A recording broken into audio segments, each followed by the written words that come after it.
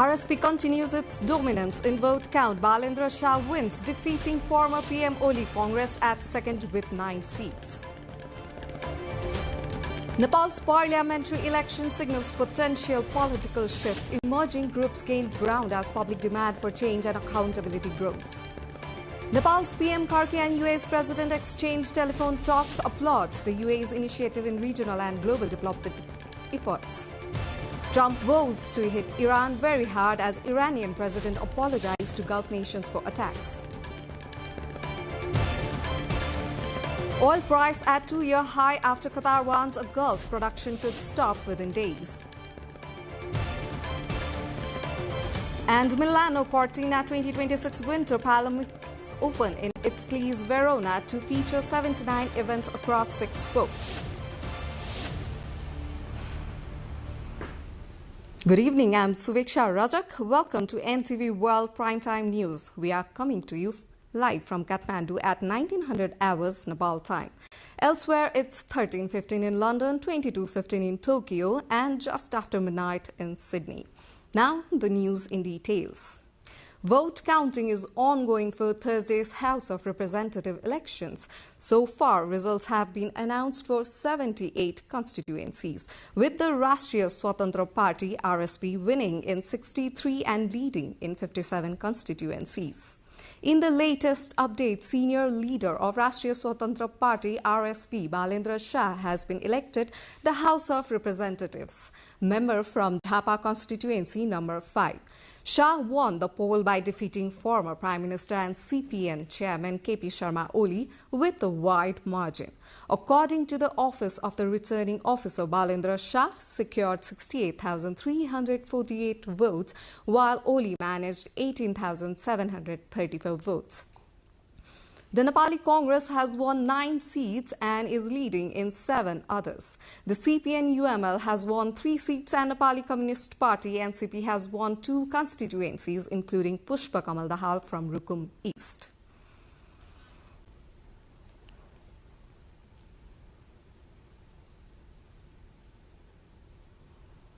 The Rashtriya Swatantra Party maintained a commanding lead in Nepal's proportional representation vote count so far.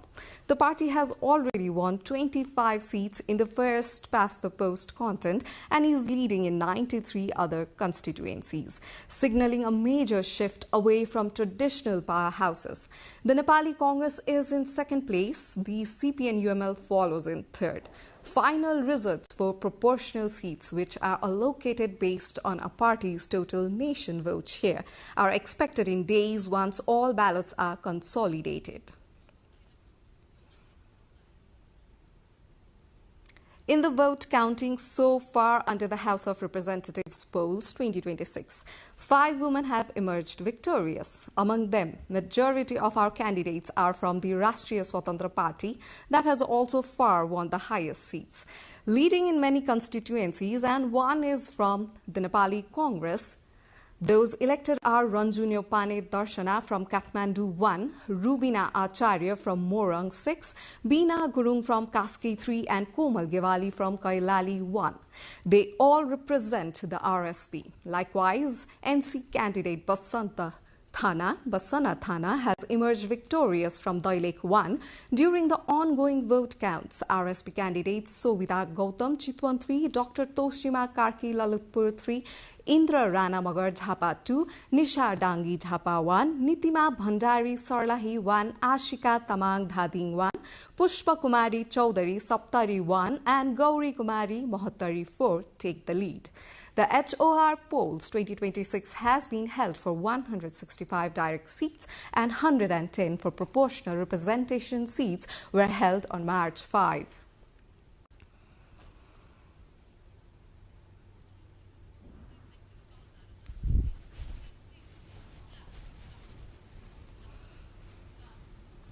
Early results from Nepal's parliamentary elections suggest the country may be on the verge of a significant political transformation. Emerging political groups are gaining momentum across several constituencies, reflecting a wider wave of public demand for change and accountable governance. Our colleague Subcast Rasta brings a report. Nepal is witnessing rise of a new political wave with early vote counting suggesting that emerging political forces are gaining strong momentum across many constituencies. Preliminary trends from various districts indicate that several candidates from new political groups are leading, signaling a shift in voter sentiment and a potential transformation in the country's political landscape. The election comes after months of political turbulence and political protest, many of them driven by younger citizens demanding reforms, accountability, and better governance. Observers say the early trends suggest voters are increasingly looking beyond traditional political forces and placing their trust in new alternatives. Many see the election as an opportunity to bring change and redefine the direction of the nation's politics. यो समयको माग पनि हो र यो चाहिएको पनि थियो के देशमा चाहिँ एउटा स्थिर सरकार भएर देशमा चाहिँ एउटा विकासको खाकाहरू कोरियोस् युवा जनशक्ति चाहिँ विदेशी नपरोस् यही चाहिँ केही रोजगार पाइयोस् भन्ने चाहिँ युवाहरूको चाहिँ असाध्यै ठुलो माग थियो के यो हामीलाई पनि चाहिएको थियो देशमा चाहिँ विकासको लहर चाहिँ छाओस् भन्ने चाहिँ हामीले यो आम जनताको चाहिँ आवश्यकता पनि हो माग पनि हो. An election officer overseeing the counting process said officials are working continuously to deliver results as quickly as possible. हाम्रो 50% भन्दा बढी नै मत गणना भइसकेको अवस्था छ. निर्वाचन आयोगले पनि 24 घण्टामा मत परिणाम घोषणा गर्नुपर्ने भनेर निर्देशन गरेको अवस्था छ. त्यो कारणले सकेसम्म हामी 24 घण्टामै मत परिणाम घोषणा गर्ने तयारीमा छौं. The special parliamentary election is being closely watched even by the international community as a crucial moment in Nepal's history. The early counting trends suggest the election could mark the beginning of a new political phase as emerging parties and independent candidates gain ground. As vote counting continues across the country, the growing support for new political forces indicates that a fresh wave in Nepal's electoral politics may be taking shape, reflecting the aspirations of citizens seeking transparency, development, and effective governance. Sapika Shrestha with camera person Rasila Shrestha reporting for NTV World. More news coming up. Let's take a short break now.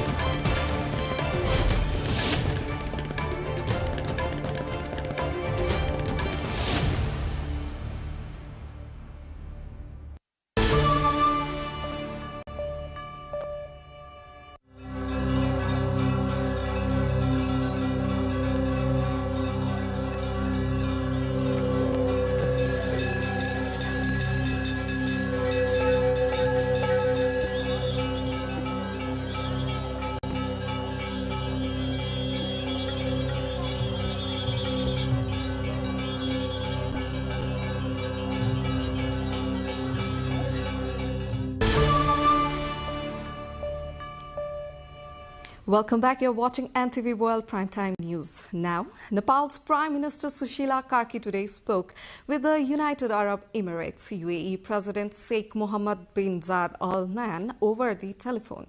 During the conversation, Prime Minister Karki extended her best wishes to the UAE on the occasion of Ramadan, the major festival of the UAE. The Prime Minister also expressed her serious concern over the assaults targeting the UAE's sovereign zones and conveyed Nepal's solidarity with the UAE in the adverse situation it is facing. She urged all stakeholders concerned to exercise patience, avoid further escalation of tensions and ensure the safety of citizens, according to the Prime Minister's Secretariat.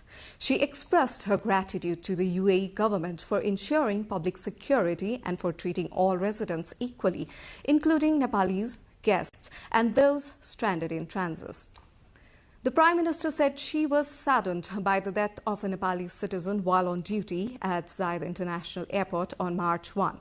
She also expressed concern over an incident in which 2 Nepali citizens were injured in the IC-80 zone on Abu Dhabi on March 5.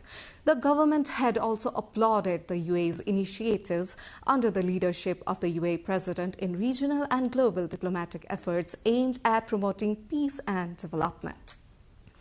In response, the UAE president on behalf of the UAE government thanked the prime ministers for Nepal's solidarity and described Nepal as a very good friend in the UAE in difficult time. Indian Prime Minister Narendra Modi has congratulated the people and government of Nepal for the successful conduct of election and said the historic milestone is a proud moment in Nepal's democracy journey. Modi also said that as a close friend and neighbor, India remains steadfast in its commitment to working closely with the people of Nepal and its new government to scale new heights of shared peace, progress and prosperity. Balan, also known as Brahmin dance, is a traditional Nepali devotional folk performance that blends singing, storytelling and rhythmic dance. Practiced mainly by Brahmin and Kshetri communities, it praises Hindu deities and draws stories from sacred texts such as the Bhagavad Gita, the Mahabharata, Ramcharit and the 10 incarnations of Lord Vishnu. However, the tradition is now rarely performed and is close to disappearing. Cultural experts say modernization, the growing influence of Western-style entertainment, and declining interest among younger generations have contributed to its gradual decline. The all-night duration of Balan performances also makes it difficult to compete with modern entertainment. While the tradition still survives in some rural hilly areas, cultural activities are urging efforts to preserve it by including it in school curriculum and promoting it through local festivals.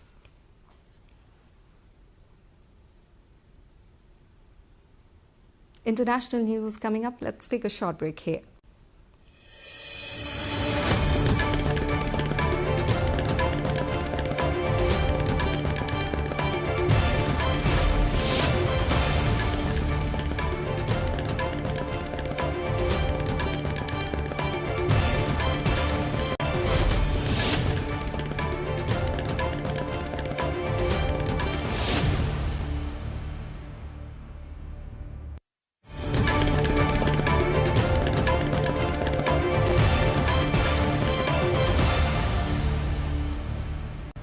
Welcome back. You're watching NTV World Primetime News, and let's begin with international updates now.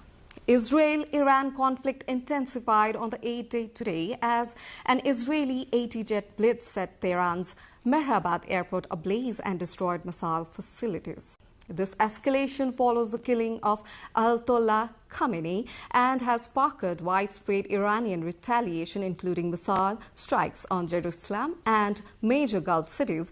With the Strait of Hormuz closed and the death toll nearing 1,000, the U.S. is demanding an unconditional surrender, though the conflict continues to expand across Lebanon and beyond.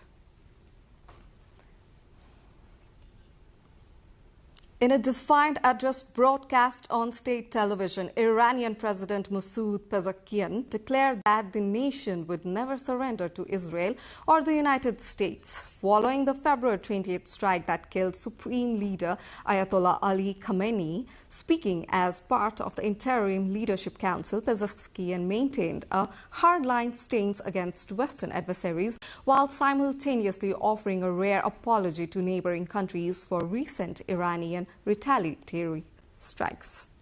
و اینکه ما بدون قید شرط بخوایم تسلیم بشیم یه چنین خوابی رو اینا باید با خودشون به گور ببرن. The U.S. State Department has approved an emergency $151.8 million sale to Israel for 12,000 BLU 11OA and B 1,000-pound bomb bodies and related technical support. Invoking emergency authority under the Arms Export Control Act, the Secretary of State bypassed the standard congressional review prior to expedite the delivery, citing immediate national security interest. The sale, primarily handled by Texas-based contractor Rakon USA, is intended to bolster Israel's homeland defense and regional deterrence while supporting U.S. foreign policy goals in the Middle East. Oil prices have risen to their highest level in more than 2 years. After Qatar's energy minister warned he expects all oil and gas exporters in the Gulf to stop production within days. Saad Al-Kabi told the Financial Times the conflict in the Middle East, a region which plays a key role in global energy supplies and shipping routes, could bring down the economies of the world. Brent crude oil rose more than 9% on Friday, topping $93 a barrel, the highest level since autumn 2023. Rising oil prices can have wide-reaching effects, not only on how much it costs to fill up your vehicle, but also on the cost of something heating, food, and imported goods. Now, Russian strikers on an apartment block in Kharkiv's Kivitsky district early Saturday killed at least 3 people and left 10 others wounded, including 3 children. The 5-story building was nearly destroyed, with rescuers still searching the rubble for up to 10 missing people. The attack triggered a nationwide air alert on Ukraine and prompted neighboring Poland to scramble military aircraft as a defensive precaution. Meanwhile, Ukrainian President Volodymyr Zelensky visited the frontline Donetsk region on Friday to inspect defenses and honor soldiers as Kyiv prepares for an expected Russian spring offensive. The visit to Drakshivka, just 15 kilometers from the front, followed reports that Russian advances slowed to a 2-year low in February. Zelensky emphasized that strengthening frontline positions is essential not only for defense but also for bolstering Ukraine's leverage in any future negotiation process. Do more international updates, but time to go for a short break again. Do stay tuned.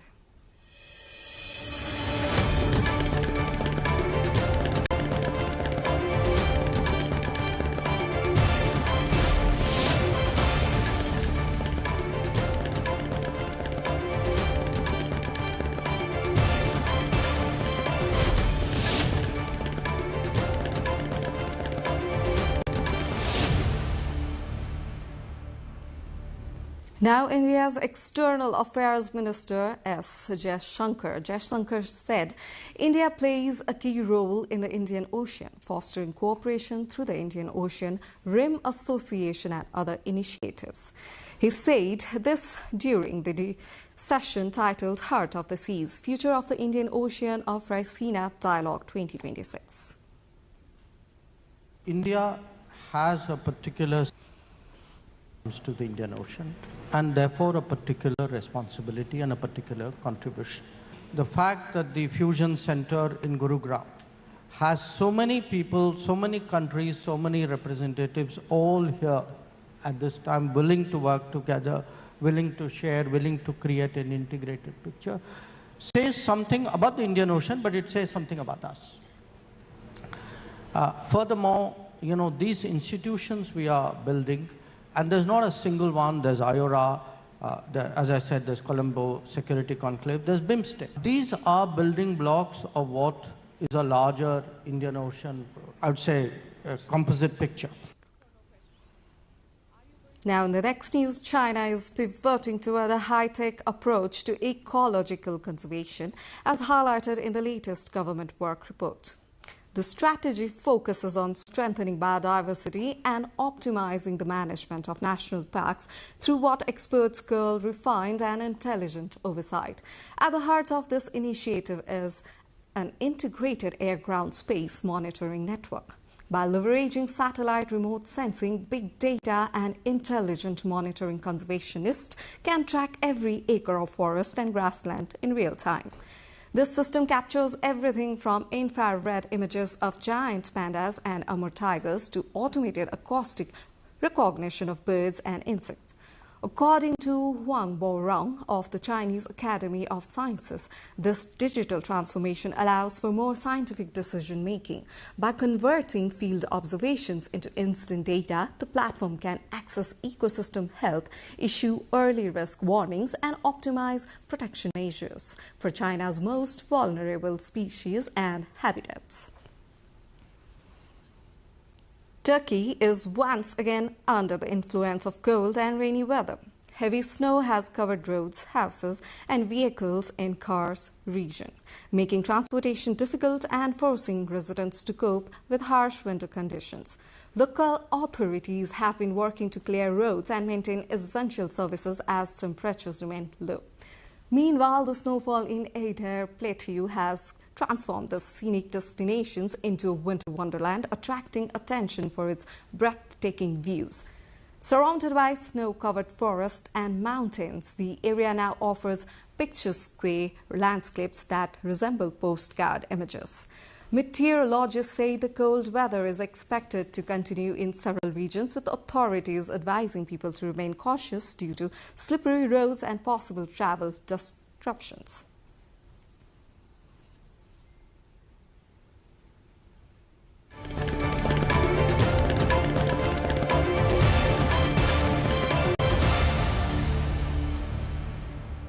Now to latest from sports.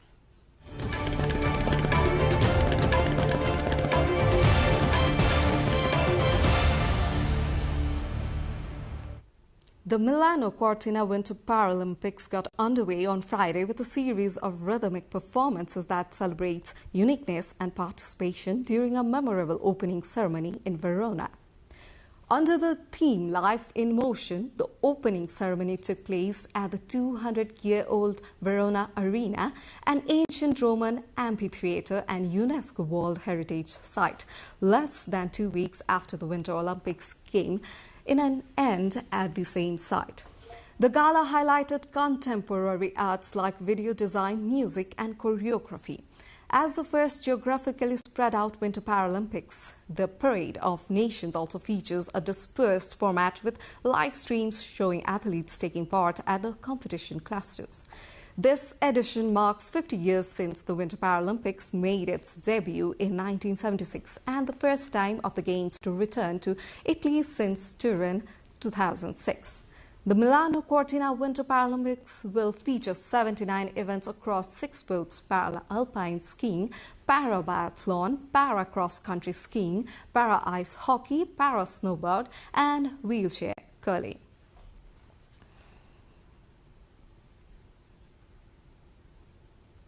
4 mounted cowboys line up near the bullpen gate, waiting for the release. As the bull charges into the arena, riders race after it, attempting to grab its tail and bring it down in a dramatic contest known as coleo.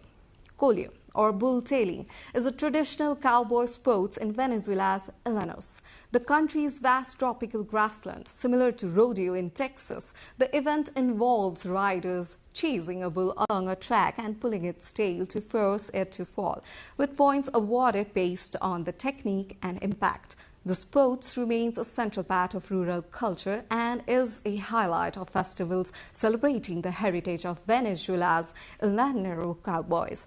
However, the practice has drawn strong criticisms from animal welfare groups, who argue it causes harm and suffering to the animals.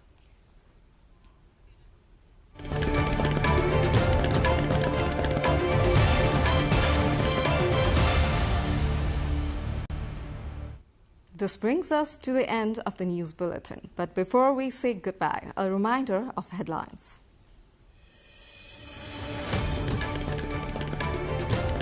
Balendra Shah defeats former PM Oli as RSP leads vote count, winning 64 seats. Congress at second with 10 seats.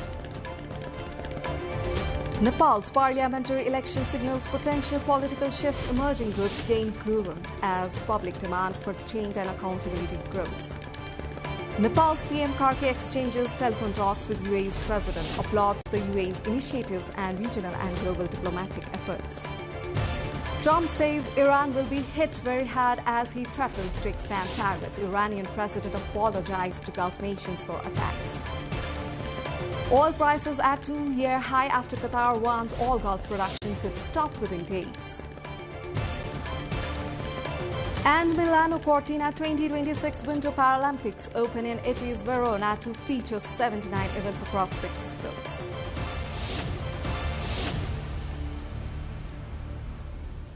That's it for this edition of NTV World Primetime News. Do join us through our social media and get the latest updates from our official website www.nepaltelevision.com. Thank you for staying with us. Have a wonderful evening ahead.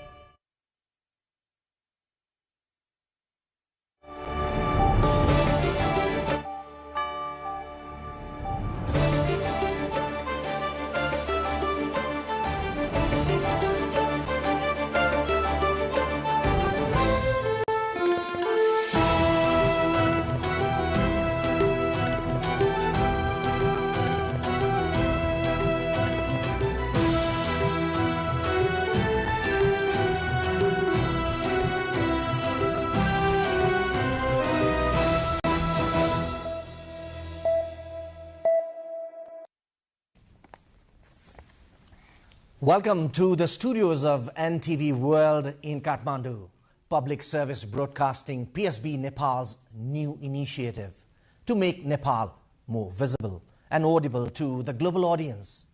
Welcome on board.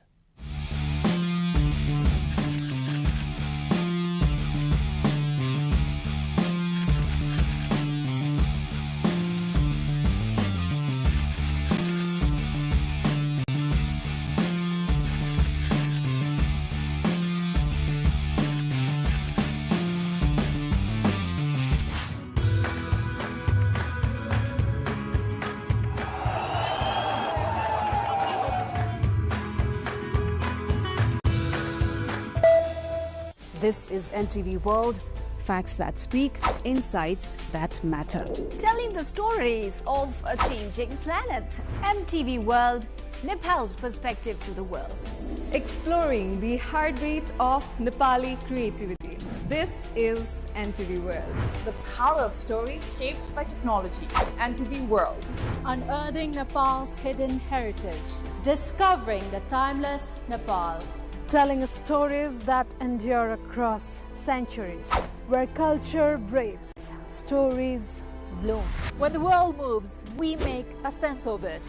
NTV World. Taste of Nepal. Every recipe, every flavor tells the story. Journalism in the digital age. Fast, focused, verified. Stories hold power. Stories reflecting life. Stories of the hinterlands. Reporting for NTV World. This is NTV World. Welcome to News Hour. This is NTV World. Welcome to Primetime News. One story at a time. Crossing borders, connecting voices, where Nepal meets the world in dialogue. This is NTV World, Nepal's perspective to the world. Voices that connect Nepal to the world, bringing perspective, region and relevance to every story. NTV World, Nepal's perspective to the world. Stand by. Mic is on. 3, 2, 1, cue. We are NTV World.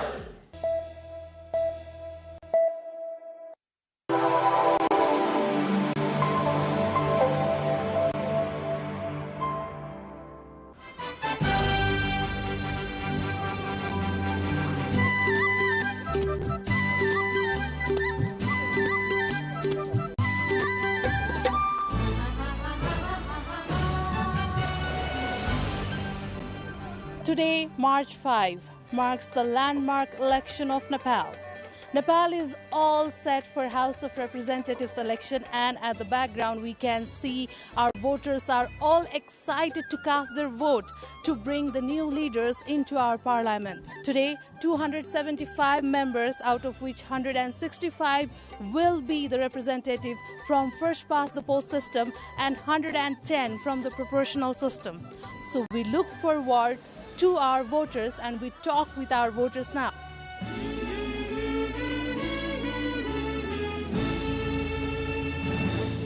So we can see voting process has already begun and voting has started since say 7 a.m. in the morning. So we also have voters who have already casted their vote and we are taking you with them. Hello. Hello. Welcome to NTV World. Thank you. Did you cast your vote? Yes, I just did.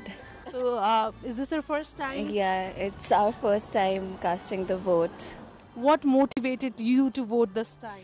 I think I would say the Gen Z protest really motivated all of us to vote and give chance to new people. Yeah. And what are you looking forward from this election? For the development of our country, for the betterment of the people. That's what I'm mostly looking forward to. Yeah, I think just the betterment of the country is the reason for them to vote, and also the Gen Z protest, I would say, because a lot of innocent lives were lost. So I think that should motivate you to vote.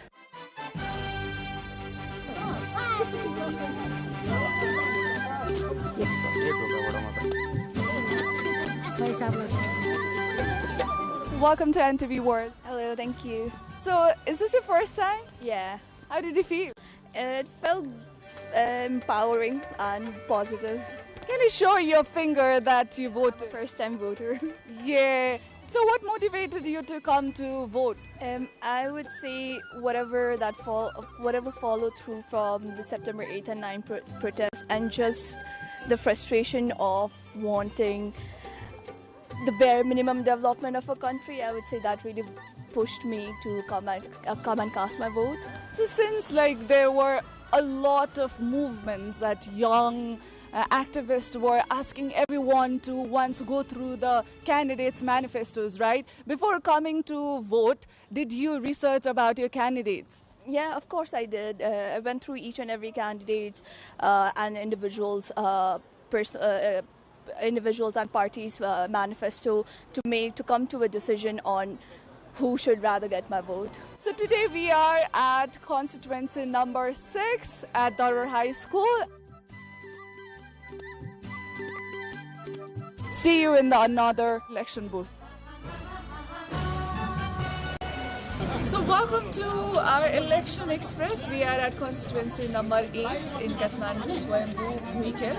And we can see the ambience, the premise. Everyone is so excited and enthusiastic to cast their ballot. With us we have a young voter. We would like to talk to him. So how excited are you to cast your vote? First of all, thank you very much for the opportunity, Dichaji. So I'm actually very much excited because it is my first time casting my vote. So this time, well, fortunately I'm in the valley in my hometown. As for my research as to what kind of things that I delved into, well, obviously it is the age of, it's the digital age, and so social media played a huge role. But having said that, I also looked into the agendas that were not quite so often circulated in the social media space and in our algorithms, of course. But I delved into the websites of those political parties, obviously the major ones. They've come with full research and preparation to cast their ballots because, the future of nation is in voters' hands, especially the young voters. This time, 900,000 young voters are coming to cast their ballot.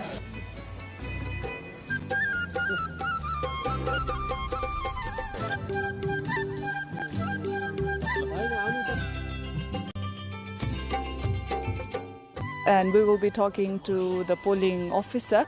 Let's talk about what is the situation like. How is the voting process going on? Yes, as we know, the parliamentary election is underway in Nepal across each constituency, and we are now in Kathmandu constituency number 8, and we have been carrying out the polling activity perfectly. The polling started exactly on 7 a.m., completing all the formalities. Some institutional formality have been completed, and people are very happy to cast of their favorable, parties, and we are facilitating perfectly so far till now, and hopefully it will go smoothly, peacefully and fairly. So we are at constituency number 8 in Bhuikhel, Swayambhunath. We just spoke to polling officer and we are so excited to see the ambience and environment. Everyone is so excited to cast their ballot. So the designated time to cast your vote is from 7 a.m. in the morning till 5 p.m. in the evening. So please do not waste your time and come give your vote. Your vote means a lot for the country's development and future. See you in the next polling station.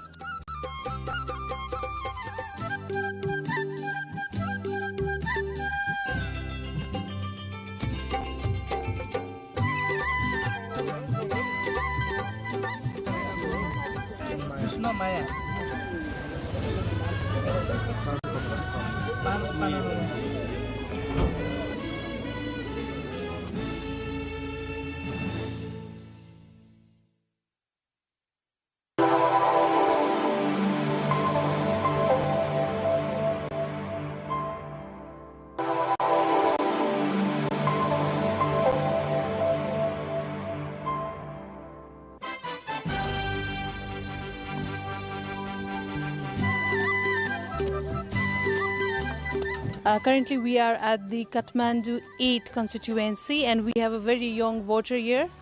Hello, welcome to NTV World. Hello. What's your name? Supriya. So, is this your first time voting? Yeah, it is my first time voting.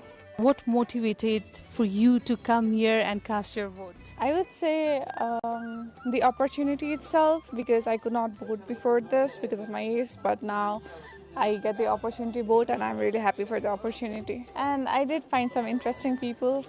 It was a fun experience. So do you think election this time will bring some transformation, some historic change in Nepal's political landscape? I would certainly hope so, because so many people sacrificed their life for us to have this day, and I hope that the government will honor them and do good going forward. Have you finished casting your vote? Yes, I voted. How was the experience? It's good because it's a temporal election, so that we can choose our right candidate. It's a moment of pride. Did you research and studied about parties' manifestos, their agendas before coming here and casted your vote? Yeah, I read manifesto of all parties. I know every candidates. Although I am public health specialist, but I have keen interest in politics also. So I did all research, all findings, and concluded my vote in ballot box. What do you have to say about the security arrangements inside the polling centers? It's very safe. Security is very good. All management is also very good. And within 5 minutes, I completed all my processes. So that is excellent management.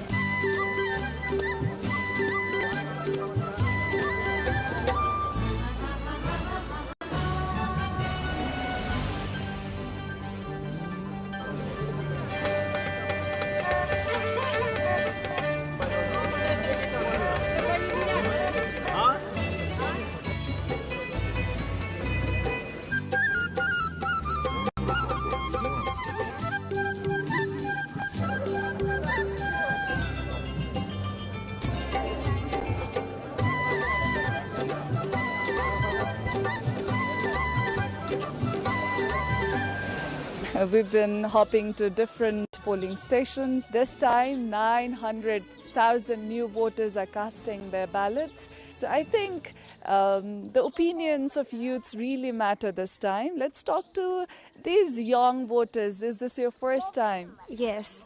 Yes. How did you feel casting your ballot? What was the experience like? I was kind of excited and nervous at the same time because it was my first time, so yeah.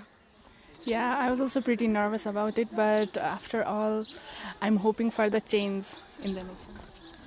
So, what motivated you to cast ballot this time? Was it just because it is your responsibility as a citizen, or because of the recent Gen Z movement? What do you think? Of course, it was because of the recent Gen Z movement. it was too much, like the corruption, everything, and we wanted a new change. So yeah, that's for that.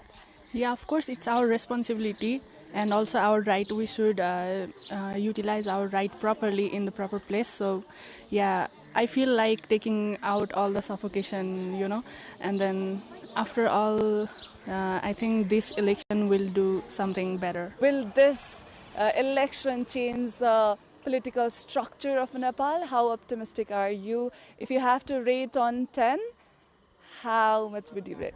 I think I'm optimistic. I'll rate 8 out of 10. Yeah, same. Same. So you're optimistic. We cannot predict the future, but we are hoping about it. So.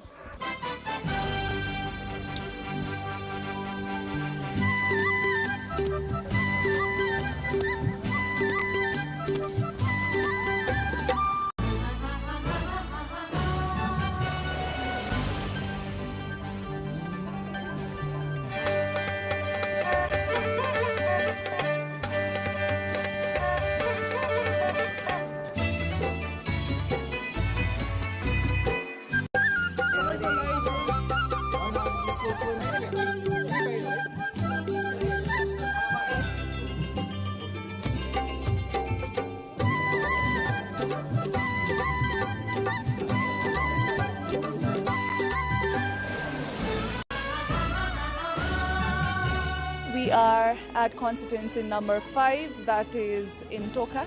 Can you show your finger? You just voted, right? Please. So how excited are you? What was the experience like? Is this your first time voting? This is not my first time voting, obviously. So this time around, I have been especially very confident because I've been following the parties, I've been following their manifestos. So becoming more learned, I'm more confident. Yeah, so I'm more excited, more confident. I'm very hopeful for what it has to give us. Do you think this March 5 election is going to change the political scenario of Nepal? I mean, we cannot afford to make this election just a normal one. We should make a change because there's lots of people invested in it, lots of hopes invested in it, and I really think this is the time to make the change because a lot of people are invested. You just voted. Is this your first time? This is not my first time. This is the third time, and I'm really excited this time. It's a different, scenario and different psychology that's going on in my mind. The foremost thing is the Gen Z movement. We all know that, right? And the different psychology related to the election and voting is all the sacrifices that has been done in the Gen Z movement, and the main thing is the cause that happened. Now I'm thinking about more like what are the agendas, what are the manifestos, and what change the leader could bring in the society and itself, and also in the House of Parliament. Did you vote? Yes, I did. Is this your first time? Yes, it was my first time voting. Did you vote? No, I did not, due to my age limit. But you wanted to be part of this March 5 election. I just came here to support my family during this election period. So how was the experience? I think we were all anticipating this moment for a long time now because it's been almost 6 months since the Gen Z revolution, and we all kind of wanted to see the change come in life. So I think it felt like I was actively participating in something that could make a change in the future and felt very empowering to me. And also for all the youths, I think we were all kind of in the same zone. We were all thinking that maybe it's the right time to bring about the change, and I think it's just our voice that's going to bring the change. So yeah. As far as we know, I think we've read the manifestos and we've all sort of we know which party we want to support in a way because it represents our voices, it represents what we want. So yes, I think to an extent that it might reflect our voices, our needs. So what made you choose the one you voted? I think for me personally, I voted based on my needs as a youth. I wanted someone to understand my voice, my interest, my needs, and I wanted someone who would address these and also listen to our voices and would also somewhat cater to our needs more specifically. So it was like the main basis especially because I wanted someone to understand the language that we were speaking, not someone who just, beat around the bush and give us all these excuses for policies. So we sort of, I believe that this time the election can prove to be of its worth to provide us the necessary results from our voting. And I believe that this time the youths have come together all over Nepal to support this election and to support this nation to make it a very good one. I believe that till the next period of election, I believe there will be change to see in Nepal. Thank you for being a witness to March 5 election, and thank you for voting. Thank you so much. Thank you. We could see the excitement among these young people, those who fought for the nation's future, demanding for good governance, transparency, and social justice.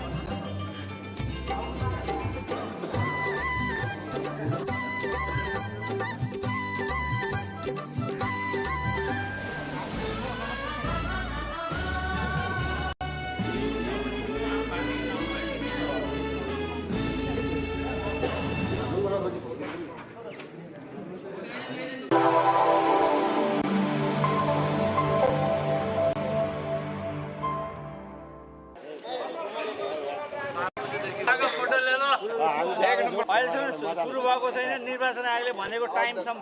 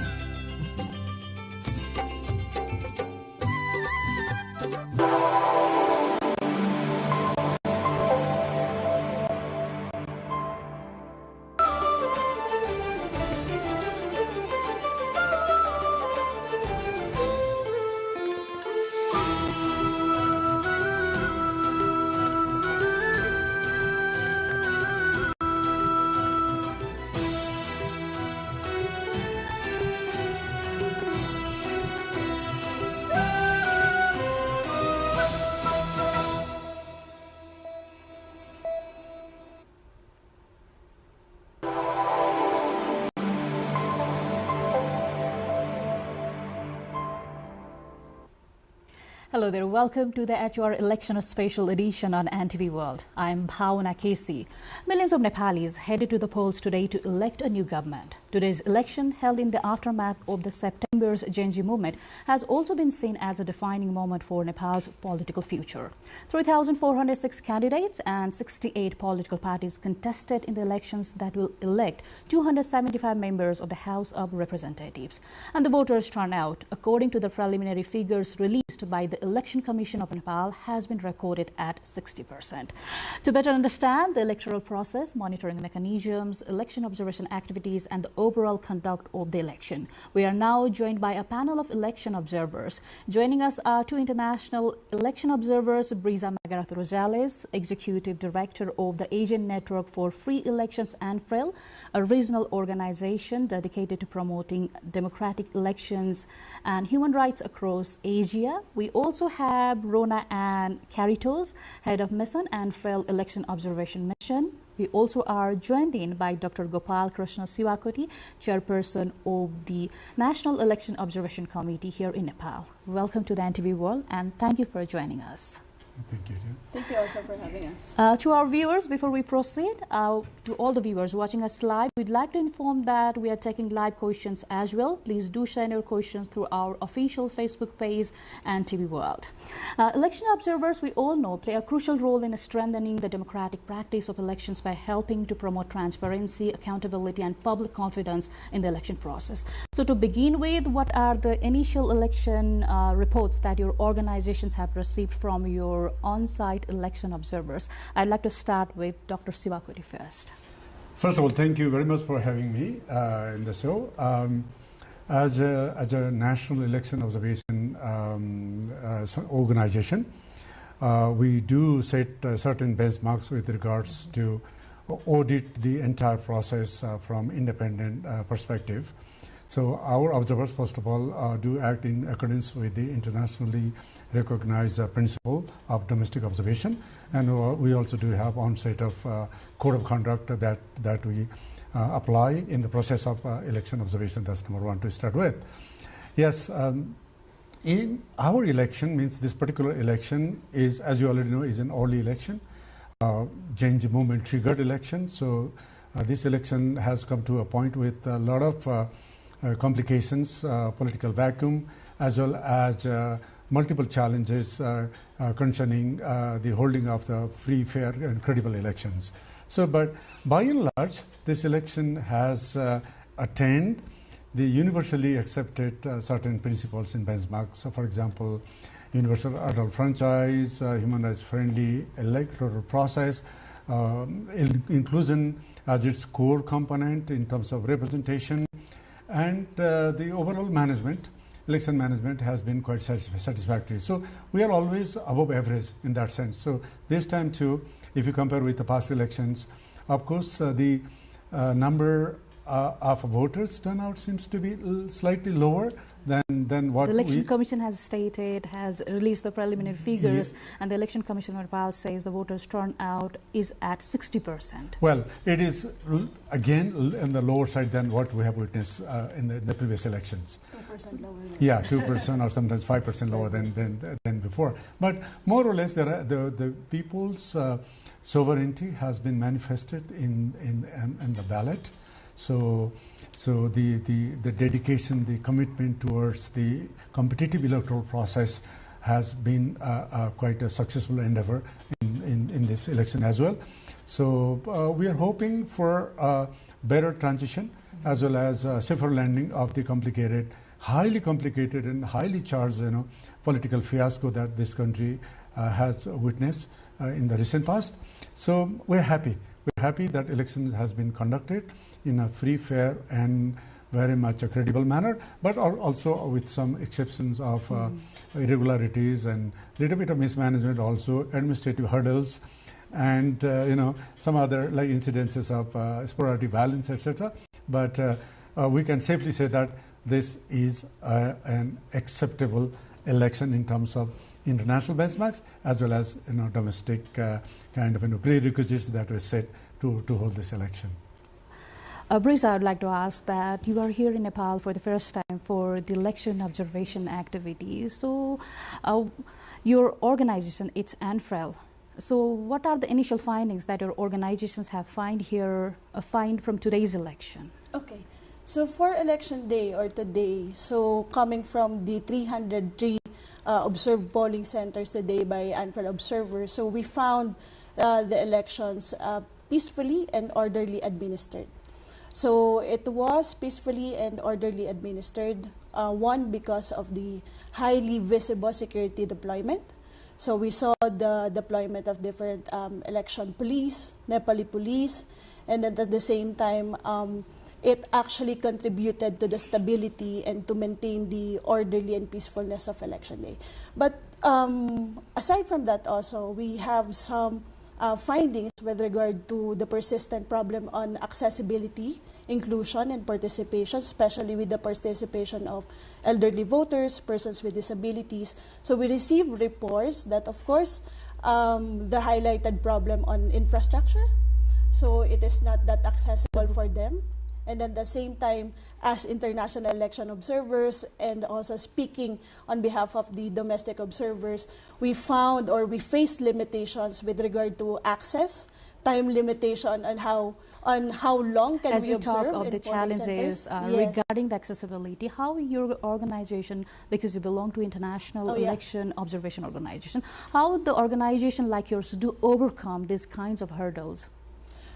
Actually, we overcome it by presenting it rightfully to the Election Commission of Nepal, to the members of the parliament, because observation doesn't stop on election day. So we continue it on post-election, and we continue it to our reform advocacy. So we will be here until the next few months, until the next year. So we will follow up with our recommendations. So we will do our best and we will do what we can in order to institutionalize those. Regarding the recommendation, we'll come back to you again, but before that, I'd like to ask to Ronan, you have been here in 2022's general elections as well. So what is the difference that you found from last time's 2022 election and this 2026 election, especially given the fact the election this was supposed to happen in 2027 following the full tenure, following 5 years a tenure of the former House of Representatives, the Parliament, but given the scenario at home here, the elections have been declared and today Nepal voted. So what the difference you found from 2022's general election and this election? Thank you for your question, Vauna. ANFREL was also present in the 2022 general elections. I think I can answer your question in 3 main points. 1, similarity, and 2, differences. In the 2022 general elections, accessibility was and still a concern in the conduct of the elections in the country. It's hard for aging voters and for persons with disability voters to vote. It's understandable because of the natural terrain of the country, but as we said in our statement, reasonable accommodations could be done to address this lack of accessibility in our different polling stations.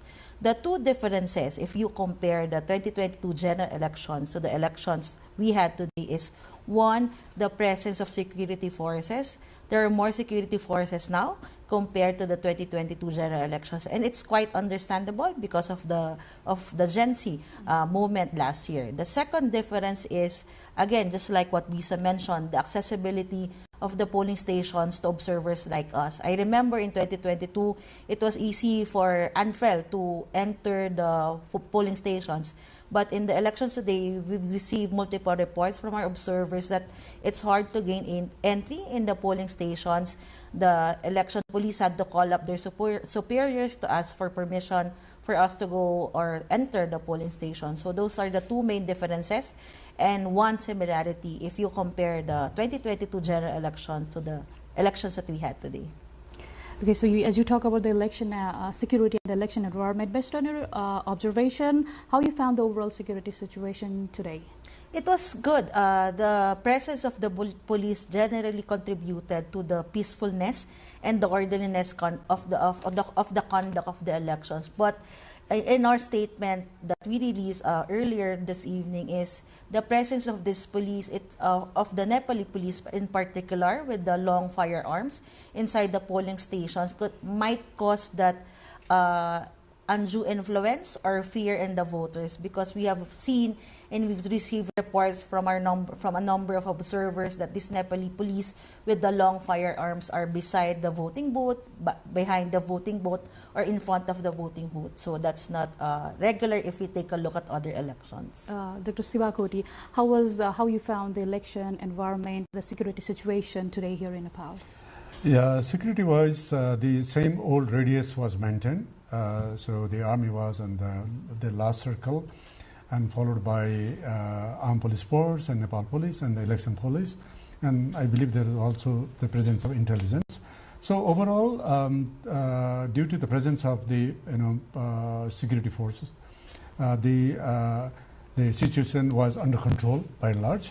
But again, there has been always a perceived threat in 2 ways, because heavy presence of the security forces is not a deterrent factor alone, because people may have a different kind of perception, and the voters may perceive it as a kind of threat, a kind of intimidating situation, or maybe some kind of threat that some kind of violence might take place, so that there is a heavy presence of the forces like that. So we are not for holding the militarized election. That is not our purpose. So the more security forces doesn't automatically lead to the better peaceful situation or sense of security among people. So we should really try to strike the correct balance between the number of the presence. How the election observers do coordinate with the security agencies during the electoral process? No, it's like this. We visited the highest authority of the Nepal Army, as well as the Nepal Police and other agencies. So they gave us an assurance that the election this time is going to be under control. So that was so we trust the force actually, you know. So, but again, we face some problem here today, even as domestic observers. We used to have a free access, as the rights are mentioned also in the code of conduct, that the domestic observers, including the international observers, also do have some rights and privilege. So that was somehow compromised this time. In multiple places in the polling centers, our own observers who have been professionally trained, who have been accredited by the Election Commission as the official observers, were not allowed to enter the polling siting center. That was something we never faced this kind of challenge, with some exceptions in the past. So again, security-wise is okay, because no major incidences took place today, So the sense of security somehow prevailed. So we're happy with the security arrangement. But again, I'd like to repeat that there should be a proper and proportionate kind of presence of the security forces to correctly strike the balance between sense of security among the public and voters, and of course the presence, the size of the security forces. This is always a contentious kind of issue.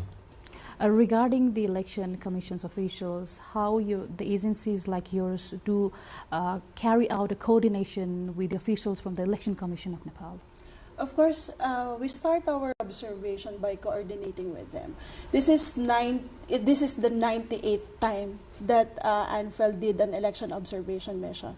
So we follow the Declaration of Principles for International Election Observation Mission. And one of the conditions there is a timely invitation from the Election Commission.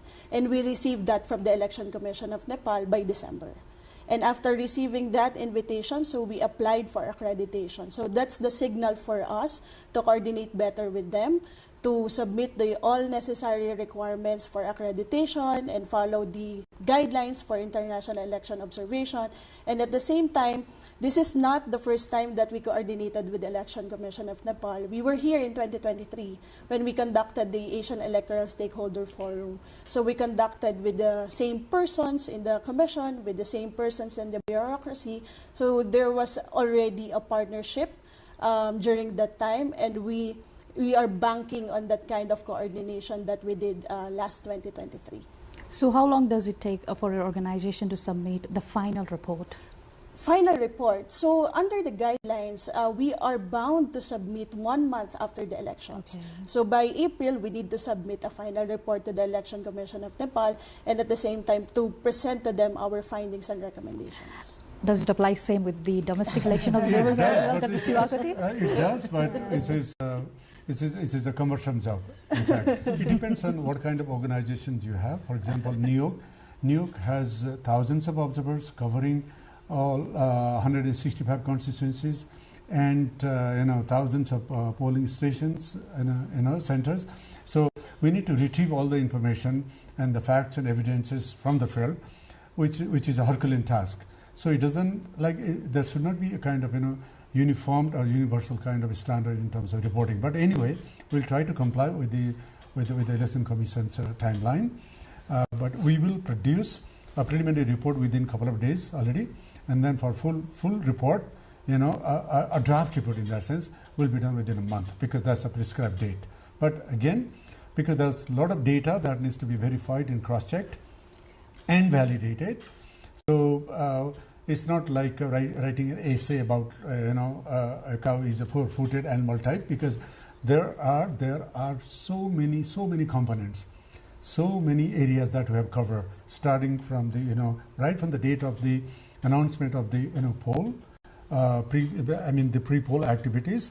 We have monitored a lot of activities until the cooling hour, and we also need to observe and produce a report of the cooling hour specifically, and then the E-Day, D-Day, and a lot of post-election activities, because election is not over.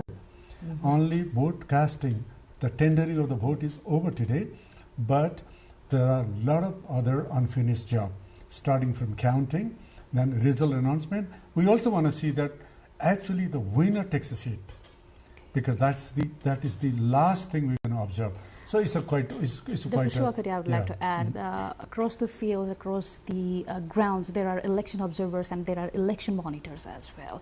So how credibility the reports submitted by the election observers are taken as, and do the management bodies take the suggestions and the recommendations presented by the election observers, or they go with the election monitors? Well, election monitoring job is a bit different because they have also the power to rectify any malfunctioning or irregularities then and there, or also or reporting to their proper higher authority to rectify it. But our job is independent monitoring. We document, we observe, document whatever we see with independent eyes, very independent perspective. So we do not have that authority and mandate to go for rectification and to challenge the wrongdoings, in fact. So it is entirely a moral authority that implies in terms of our observation. But we are very much guided by international observation mechanism, the principle, and also our own code of conduct. So our impartial presence in the field is already a kind of a warfare, psychological warfare actually. So in two facets. One, our presence is supposed to kind of create a conducive atmosphere and sense of security among the voters, but at the same time create a kind of a difficult moment for those who have a mindset to indulge in committing irregularities. So that is what our mandate is about. So we do not go beyond that radius. So again, Election Commission has been quite responsive with regards to our observation recommendations, but not entirely one. So, but major recommendation we keep pushing. It's a longer process. Some are futuristic too, very aspirational as well. Some needs to be rectified immediately. So we have been very much engaged in dialogue and advocacy with the Election Commission as well as with other concerned authorities as well. So we are not very unhappy in that sense, but we are not fully satisfied about what we find, what we see, and how we present before the agencies. So it is kind of 50-50 situation. I'd like to come to Rona. Yes. You are international election observer. So where does Nepal's electoral process do fall according to the international standards? Well, it falls in the spectrum of a good to very good conduct of elections, because as we mentioned earlier, conduct of today's exercise is done in an orderly and peaceful manner. And that's always what we look at when we observe elections all over Asia and maybe all over the world. So the election today of Nepal has been conducted in an orderly, peaceful manner according to international standards we hold dear in our respective organizations. For an international observer, they have to look at themselves to a newer country. So why you feel an international election observer is required to go to another country and to monitor or to observe the election activities there? What is the importance as for you? What the voters' expectation? No, what I mean here is that the election observer, the international election observers, they have to locate themselves to another country to conduct the election observation activities. So why the international election observers are much necessary to carry out the election observation activities? Okay, so the very essence of election observation, you carry that. Actually, I don't want to call it power, but you carry the responsibility of legitimizing or delegitimizing an election based on election standards. So we follow this set of standards and methodology. So as election observers, of course, we carry that kind of responsibility. And you want also to see if there is a public confidence with regard to the electoral process and public confidence with regard to the electoral results. So the acceptance of the results is very important, and at the same time, the transition of power, that's something that we are also concerned of. Right. So because you also want to check the electoral framework, the electoral institutions, on how the institutions will respond to your recommendations and findings. So for the wider acceptance of the results. So We are also taking the questions from our social media handles as well, and we have a question from our viewer. So before we continue, I'd like to ask a few questions that we have taken from our social media handles. Adisha Bandari asked, how was the situation in the constituencies of the heavyweights according to your reports or observations? I would like to start with Dr. Siwakundi. All right, yes. Well, elections are always confrontational. And this time, the confrontation is not actually witnessed in a greater scale on physical side, but everything is on the tsunami of information. Basically, the tsunami of disinformation, malinformation, misinformation is on the social side. So the curated information, what we have seen, and the what you call astrosurfing, what we have seen so much in this election. Is something very much troubling. So more or less in the heavyweight or iconic figures contest election, there has been a little bit of scuffle in one or two places. Otherwise, it's a business as usual. But again, I repeat that the social side has already hijacked the whole integrity of the election this time around.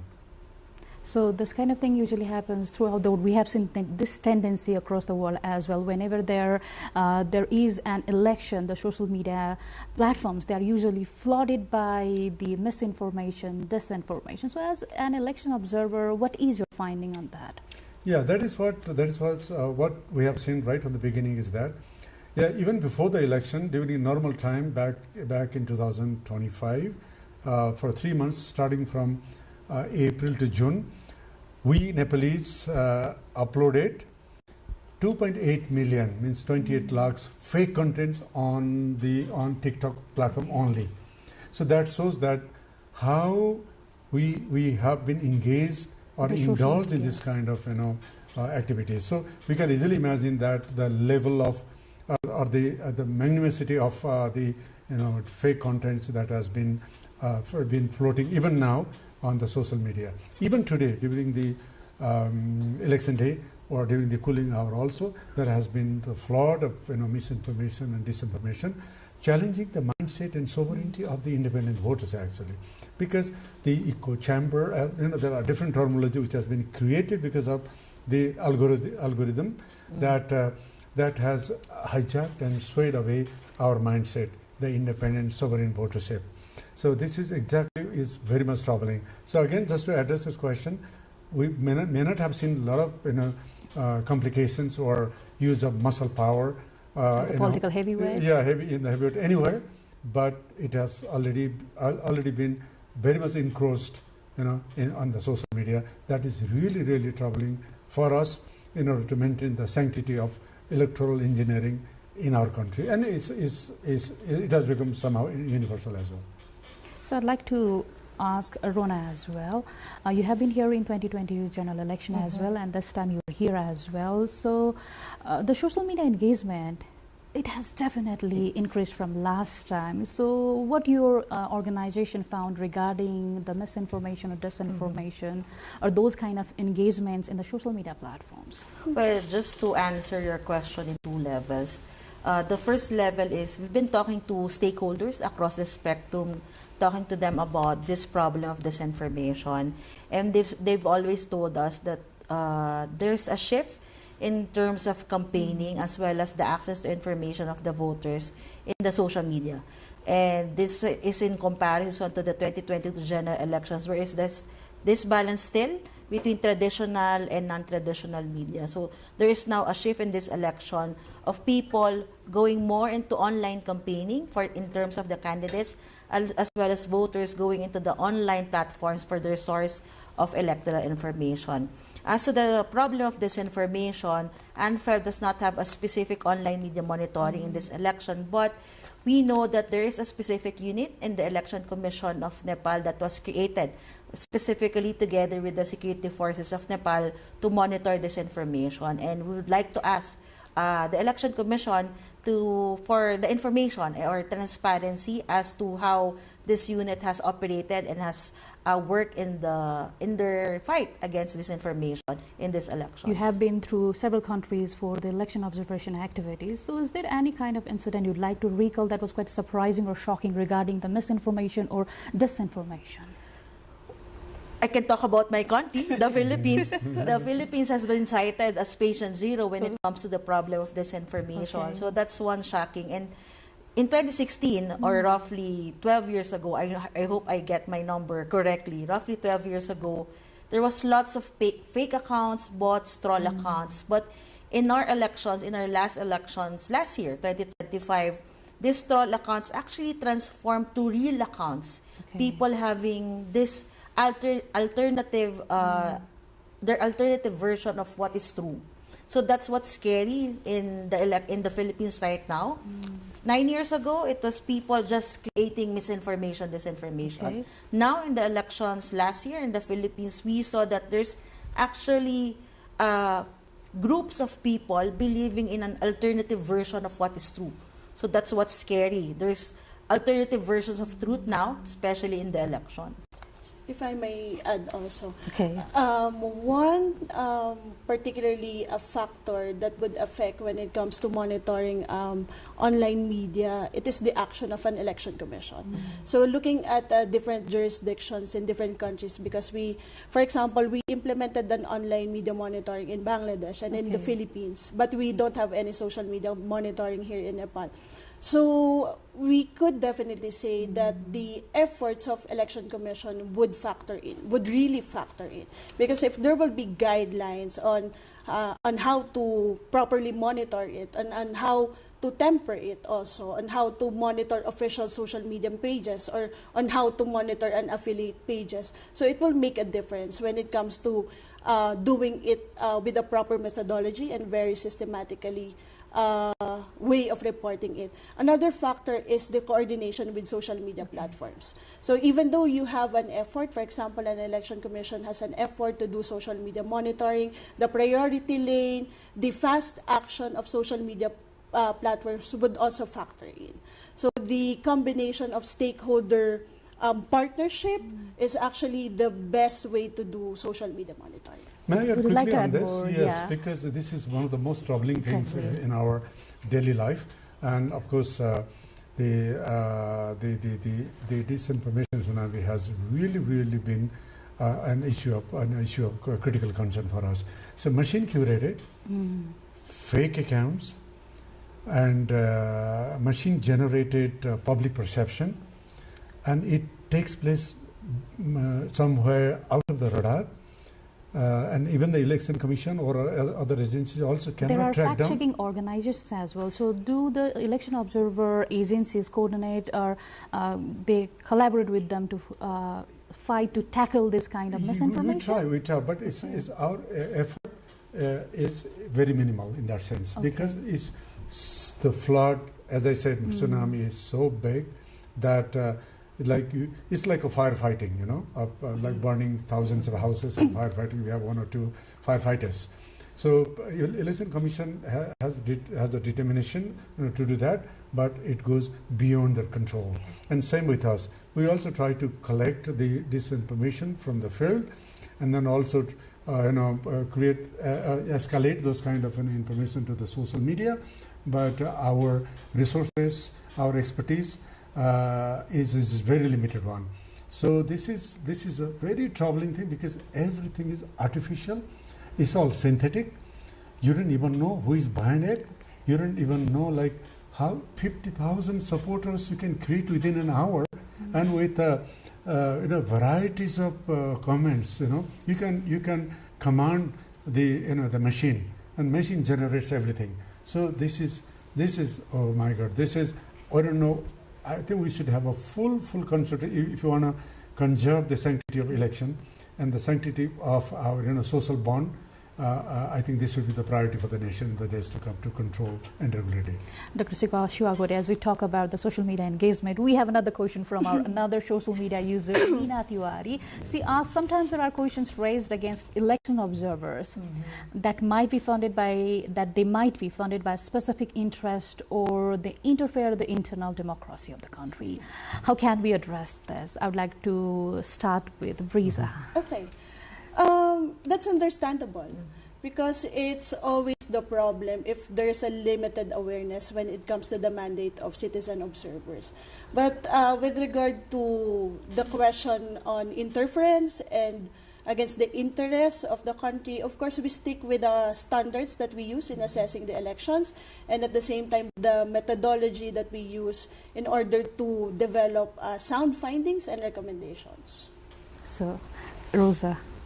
As Brisa said, it's an understandable question, and these are foreigners coming in to observe a country's domestic electoral exercise, so that's understandable. But just like what Brisa said, we fight that feeling of interference by having a sound methodology when we deploy our observers, and at the same time having a framework to assess and to develop our findings and recommendations as we move forward with this election observation. So it always goes hand in hand, a sound methodology and a good framework, standards to live by. Dr. Shiwagode, the same question to you as well. Talking, because sometimes I also become an international observer. Yeah. Here I am a domestic observer. So the minute there are elections in other countries, I automatically become an international observer. So our presence is founded on the principle of democracy. Democracy has no border. Human rights is borderless, and the freedom, the political freedom or democratic freedom knows no border, right? So on the basis of that, our presence, in other countries, especially during election observation, is based on a very, very serious conviction and conscience. So we use our conscience, to actually to safeguard, to help safeguard the democratic, polity, the larger freedom, and the electoral sanctity in other countries as well. So it's a reciprocal thing. We invite international observers, and openly, without any constraint. And so we do understand that they have no vested interest, as sometimes there has been some speculation. And because we know that we do not carry any vested interest when you go to other countries for election monitoring or observation, right? So everything is universal, right? This is universally accepted principles that we go to Africa region for election observation. Africans do come here. We go to United States for election observation. Actually, we've also been there, and then they also do come here. So it's because we follow the basic code of conduct and the sanctity within ourselves. We are self-disciplined very much. So even as the domestic observers, it's the same rule follows with regards to our conviction and courage to do that. So there is no any ill intention or any kind of vested interest behind it. Clear? Okay. So those were the questions from our social media users. If you are watching us live on NTV World, you still can send us questions through our official Facebook page, that is NTV World, and we shall take more questions from our viewers as well. So regarding today's election process, so was there any kind of reports of intimidation, disturbances during the voting process during today? Did your organization receive any such kind of information? Asking me? Yes, we did, very few. We were anticipating more, given the background and the context of this whole election process. But that it has been very much limited and very much minimal one. But even one incident should not have happened.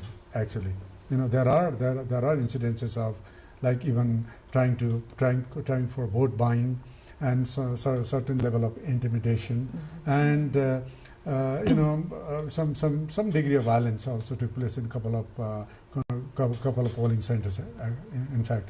But if you look at in totality, the sanctity of election was very much maintained. Yes. but there was no killings. There's no kind of kidnapping of the candidates as such. But there was incidences like beating of one of the independent candidates in the southern plain, and there were incidences of organizing feast, in and around the polling centers, etc. And of course, election campaign materials were also seen in around 4% of the total constituencies, which should not have been there as part of the code of conduct. So we also witnessed that. So, but those are very minimal. So everything has gone like 0.1% or 0.3%, etc. But there is one of the troubling factor is that yes, voters reach to the polling center with their voter ID card, which is issued by the government, with proper photo ID and everything, but their name was not there. So in the election polls that we observe, it's a bit troubling that it's almost 13%, 1-3, but it's not universal in those areas where our observers were there.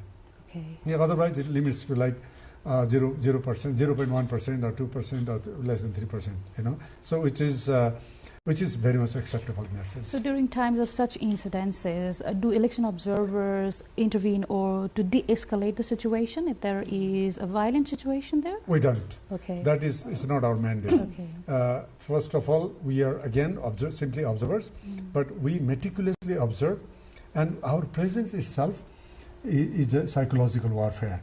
That the people know, that everybody knows that, there are independent observers, right? Okay. So that deters, very much deters the irregularities, right? But we document and we observe, document and prepare a report so that, the whole thrust behind our presence is that it will automatically, or indirectly would discourage them, to commit this kind of, irregularities. But again, we are not monitors. Rona, Dr. Shivakari says that some of the voters, they were unable to find their names in the voters list when they reached the polling centers. Did your organization also receive such kind of information?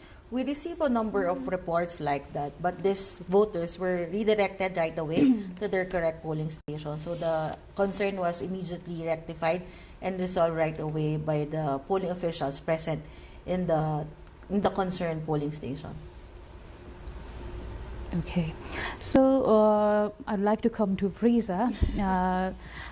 Given while you talk about the difficulties the voters have to face, there are people with disabilities as well, there are pregnant women, and there are new mothers as well, and elderly citizens as well.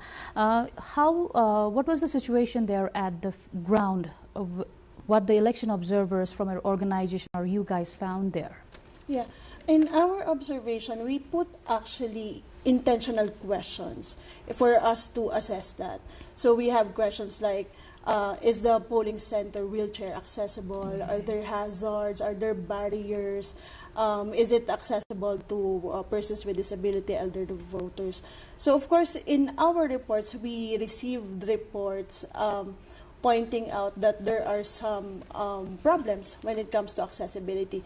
But we have already mentioned that with regard to the terrain, uneven slopes, there is a distance coming from the main road to the going to the polling center. It adds to the barrier that the voters experience.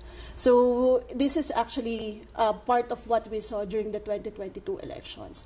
And hopefully it can be solved by in the future elections, that there should be more reasonable accommodations that can be given to the voters, because we also understand the limitation when it comes to infrastructure, because the schools are already there, the temples are already there, or in other open parking spaces, or in any other open spaces. Probably in future elections, there should be better selection of polling centers. There should be reasonable accommodation. For example, you put a priority polling station near the entrance, so it will not be an added barrier that the voters will experience. So those recommendations are recommendations or an actual operations that we saw in other countries to solve the accessibility problem. So how is accessibility different here in Nepal from the other countries? There's an inherent problem here in Nepal, especially with the terrain. Yeah, so that's an inherent geographical problem already. So with the powers within the Election Commission, hopefully they can see also those easily available solutions that can be given to the voters. Just like what I mentioned, you put the polling station near the entrance. So don't add a barrier that they still need to walk going to the queue, although they have a priority lane. So you put it near the entrance, and at the same time, choose better polling stations, because we also see that there are accessible polling stations or polling centers. Probably they can consider more of that instead of choosing polling centers with distance, slopes, and at the same time, you need to go up like temples. So that's something that the Election Commission... I'd like to come to Dr. Siwakoti. As Nepal is geographically a complex country, we have the news reports as well where a voter has to walk for miles or for hours to reach a polling station. So what's your take on that? Yeah, as Risa mentioned about inherent challenges, but there are also artificial challenges created, in terms of restriction of the mobility. For example, on the election day, I have been to several other countries during elections that public transportation is very much accessible on that day, in most of the countries. In some countries, we don't even know, how the voting takes place, right? So we need to trust the public, actually. Means the authorities should trust the public that the people with special needs, should have an opportunity for a freer access with regards to, mobility on the vehicles, for the vehicular movement. That's number one. Number two, what can be done, like in other countries, they have practiced, like even in Myanmar or in Sri Lanka, or also in the Philippines, I guess, that there's a system of early voting, so that, advanced voting, so that, those people, the category of people, should have been allowed to vote in advance, so that they don't have to, they can even go to, door to door, or they can also create a kind of, a polling center nearby in that area. So advanced voting is very, very important now, as well as the freer mobility in terms of vehicular movement. That is something that restricts, actually, that also kind of decreases the number, that proportion I was talking about. Forget about overseas voting, that's a big, kind of, fiasco in this country, including the out-of-district voting. People live in a far-flung area and they have been somehow migrated for work, or there's a floating population in the urban center. But during the voting, they have to go back to their respective constituency and the polling center, right? And that is also hampering in terms of larger turnout, So same thing also applies in a small scale, of course, but right to vote is 100%. It's 100% sovereignty of a voter.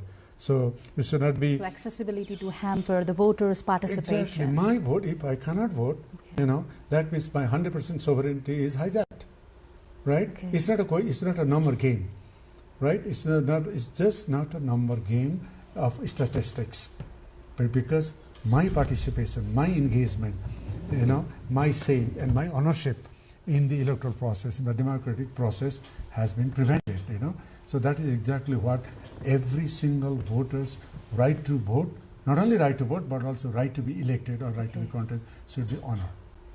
Okay, we have more questions from our social media users. So let's take some more questions from our social media audience. Krishna from Java asks, what new turn will our country take in the wake of this election? Will the change be for better? I'd like to ask this question to Dr. Siwa.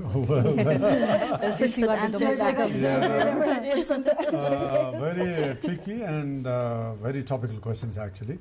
Yes, we are always talking about revolution, changes, transformation, transition, sometimes easy transition, sometimes painful transition. This country has been under transition forever. So even to the 2008 first constituent assembly election was a big transition. Exactly. So was 2013, and then post new constitution, three layers of election in 2017 was another transition. And this 2022 was the first periodic election. then we're hoping that we're going to go for a periodic election now in the days to come. Now there is a big haltage. Okay, so I don't know. I'm not a political pundit, neither astrologist or astronomer, anything. I have no clue. But I don't see that we're going to see a very much stable government or stable parliament in the days to come because of the nature of our electoral system and representation model and character. I don't see at this stage there will be absolute kind of majority command by one political party or something. That's just my guess, guesstimation. So that, and then there will be a lot of horse trading and kind of migration, mixed migration within the in the parliamentary polity. So let's hope for the best, but we have to go for nurturing our democratic system. We should not compromise that particular tenets that we have preserved for so long. So we have another question as well from Naveen Regmi. Naveen asks, how is Nepal's election management compared to other countries that you have observed? I'd like to ask Rona. Well, if you compare the management of the elections, again, going by the conduct of the elections today, it's really well managed and it's really orderly. And again, we attribute it to the presence of the security forces as well as the enforcement of the polling officials inside the polling station. So it can be compared up to par with the other election management bodies' administration of their elections in their respective country. Do you like to add anything more on that question? Yeah, of course. When you speak about election management, it's not only election day also. Exactly. It's the entire preparation of the electoral process. There is pre-polling day, there is main polling day and post-polling days as well. Yes. And at the same time, we saw, because we also did a pre-election assessment, and we pointed out with regard to the concern on election administration. So it's not only about putting up an orderly election day, but also to the responsiveness of the election commission, and at the same time the enforcement of, for example, when it comes to accountability, like a complaints handling mechanism, and it speaks of their function. So there should be an equal enforcement of the different functions of the electoral management. Dr. Siwakoti, we're talking about that in Nepal, after adopting the federal structure, we have 3 tiers of elections. We have local level elections as well, and in 2022 we have provincial level elections as well. So how these elections are different? What is the difference as an election observer? What are the differences you find while monitoring or while observing the local level elections, and what are the differences that comes when it comes to the parliamentary elections like today's? Well, very interesting and ironic thing is that in the federal elections or the parliamentary elections here, the political manifesto as well as the election manifesto is a bit tricky.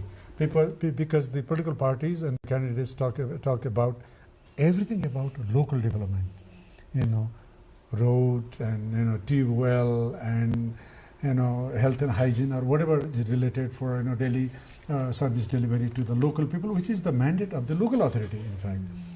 So there is no proper distinction between the job of the parliamentarians and the job of the locally elected officials, and there is a different mandate and scope and jurisdiction of the provincial assembly, but that has been somehow mismatched here. And so and this time around again, the political parties and candidates started door-to-door campaign without any agenda, because they didn't have a election manifesto ready. That came out, that was produced just recently. So it is very, very important in order to differentiate and distinguish the mandate and scope and jurisdiction and responsibility of the different tiers of government, which is unfortunately not so much happening here. So the one parliamentarian here is so much confined to the local issues, right? And then the mid-level provincial, they are sandwiched. They are sandwiched. They are partially with local issues and partially with these federal issues. But the scope has not been, of course, it has been determined by the Constitution and other laws and policies. But in totality, the whole federal federalization and institutionalization of the federal process is still in a very infant stage and is still premature. That is exactly where these three tiers of governments have to be nurtured very much in the days to come. And the democratic institutions that exist in all three levels should be strengthened with more power, resources, and greater autonomy. Riza, as an election observer, the similar question to Dr. Sivakoti. What happens during the local level elections in other countries, or what is the difference you find while covering the local level elections or the parliamentary elections? Actually, we don't we are not directly involved when it comes to local elections. Probably I speak on my personal experience, monitoring, observing, and local elections. In local elections, it's much more competitive. It speaks of the different issues with the different constituencies, districts, and you will be hearing a lot of, probably there will be a lot of violence, and it will be highly competitive compared it to national elections. So that's the usual comparison that we saw when it comes to having a national and local elections. Just to add to what Lisa said, when we talk about local elections in other countries, people relate to it more.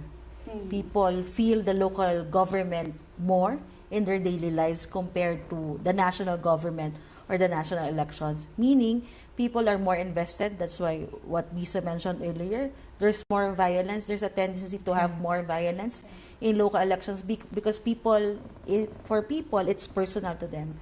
Because it's their government, the government that they can feel, the government that they can see every day. So there might be some procedural concerns during the voting process as well. So how do observation teams assess that? Overall, this time around? During the election periods. Okay, in our case, election commission runs like an automatic machine. As you may know, that we have only got 3 members. We don't even have a chief election commissioner. It was all coordinated by just acting one. But it's still overall the election management process and the polling activities and all the procedures were somehow intact, right? But in some cases, because I think they don't have enough resources or not standardized training, that has been cascaded up to the local level to the polling center. So there were issues of non-conformity and inconsistencies with regards to how to deal with some of the cases during the polling process. We witnessed that. Okay. Like for example, any recommendations as well? Yeah, of course. More training is required for the election officials and the staff members. That is very much important in order to maintain consistency and uniformity throughout. And of course now this is the time of digital era. So we should digitalize more than the manual one, so that everything goes faster and hopefully more reliable, depending on what degree of confidence we can generate among general public.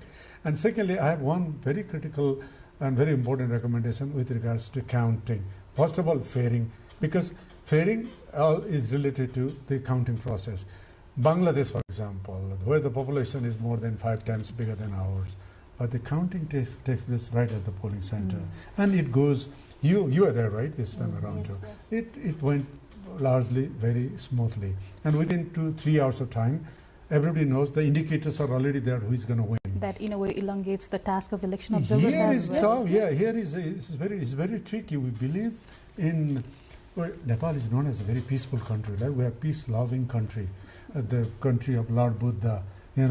But again, why we have some speculation that if we count the ballot papers, right, and the polling center, we'll have a big fiasco. That is the perceived threat and perceived fear is already there.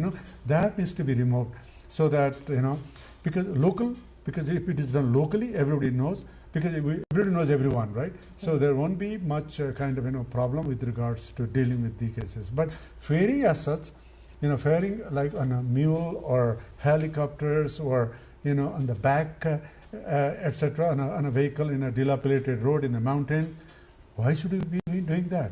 That is exactly what needs to be rectified in the upcoming election, definitely. So we are almost at the end of this. So I'd like to ask Rosa that based on your observations, what improvements would you recommend to strengthen Nepal's future elections? Well, let's talk about accessibility. So Okay. there's really a need to address accessibility in future elections, and just like what we've mentioned earlier, reasonable accommodations, practical accommodations can already be done by the Election Commission together with other government agencies to increase accessibility of the elections for persons with disability and aging voters. Another recommendation is to have more trainings with the security forces, especially coming from the Election Commission of Nepal, given that the number one concern, or probably one of the top concerns that we encounter in today's exercise, is the lack of access or the limited access to the polling stations that our observers had access to in this today. So Brisa, what would be your recommendations? Probably one that close to our heart. It's more on raising awareness with regard to the function of citizen observers. So we start with the guidelines with the Election Commission to take a look, to improve the guidelines with the Election Commission, put the rights and responsibilities of and protection for citizen observers, and at the same time, the functionality. So at least it addresses also the concerns with regard to training, because just like what I have mentioned, we face limitation and restriction today with regard to the access of polling stations. So that's something hopefully can be addressed in the next elections. Okay, with us we have come almost to the end of this episode. I would like to thank all of you, all three of you, for sharing your valuable insights with us and observations with us, your perspectives to help us to better understand the electoral process and how today's election has been conducted. Thank you all. Thank you. Thank you so much. So viewers, we have come almost to the end of this episode. We'll continue to bring you the latest election updates in the coming hours as well. For now, thank you for watching us, and do stay tuned with NTV World.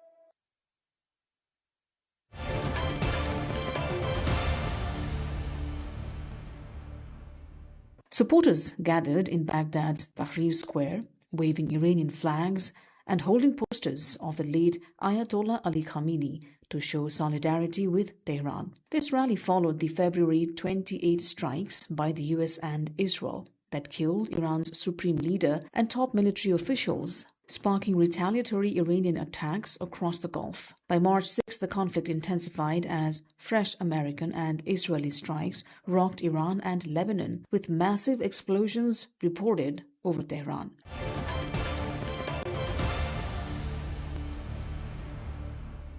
British Prime Minister Keir Starmer has authorized the US to use the RAF Fairford Air Base for defensive strikes against Iranian missile sites, reversing an earlier refusal. On Friday evening, a US B-1 Lancer supersonic bomber landed in Gloucestershire to begin these operations, which aim to neutralize Iran's ability to target regional allies and British interests. While the UK maintains it is not joining the offensive campaign for regime change, the move marks a significant escalation as the Middle East war enters its second week.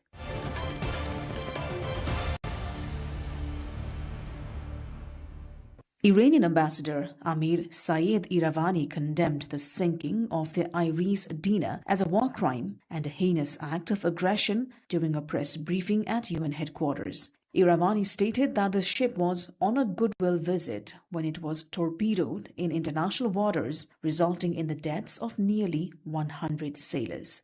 Iravani firmly rejected any foreign interference in the selection of Iran's next leader, asserting that the process would be handled strictly by the Iranian people in accordance with their constitution. The Iranian frigate Dena, which was on the goodwill visit and upon invitation was with the Indian Navy and carrying around 130 sailors, was attacked in international waters. Nearly 100 Iranian sailors were martyred. The U.S. committed a war crime.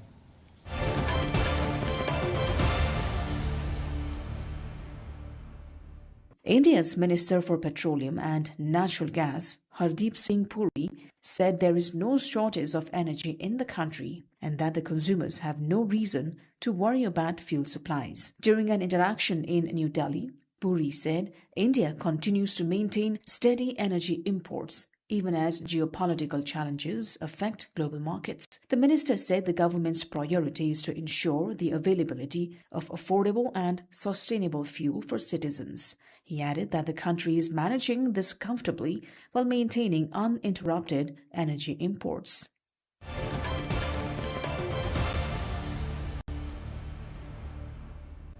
Azerbaijan said on Friday it had prevented a series of Iranian terrorist attacks on its territory, a day after Baku accused Iran of firing drones at an airport and school in an Azerbaijani border region. The country's state security service said it had prevented terrorist acts and intelligence operations organized by Iran's Islamic Revolutionary Guard Corps, adding that 7 Azerbaijani nationals were arrested.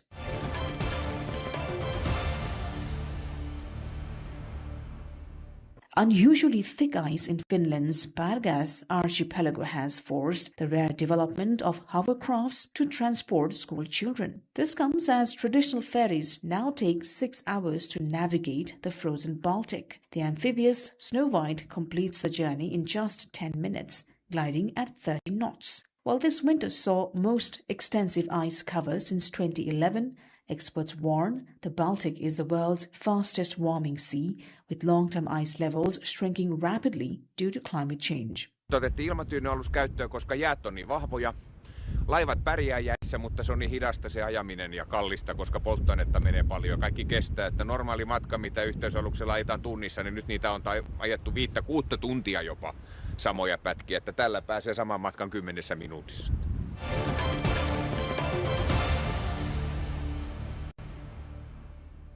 China is pivoting toward a high-tech approach to ecological conservation, as highlighted in the latest government work report. The strategy focuses on strengthening biodiversity and optimizing the management of national parks through what experts call refined and intelligent oversight. At the heart of this initiative is an integrated air-ground space monitoring network. By leveraging satellite remote sensing, big data, and intelligent monitoring, conservationists can track every acre of forest and grassland in real time. This system captures everything, from infrared images of giant pandas and Amur tigers to automated acoustic recognition of birds and insects. Experts say this transformation allows for more scientific decision-making. By converting field observations into instant data, the platform can assess ecosystem health, issue early risk warnings, and optimize protection measures for China's most vulnerable species and habitats.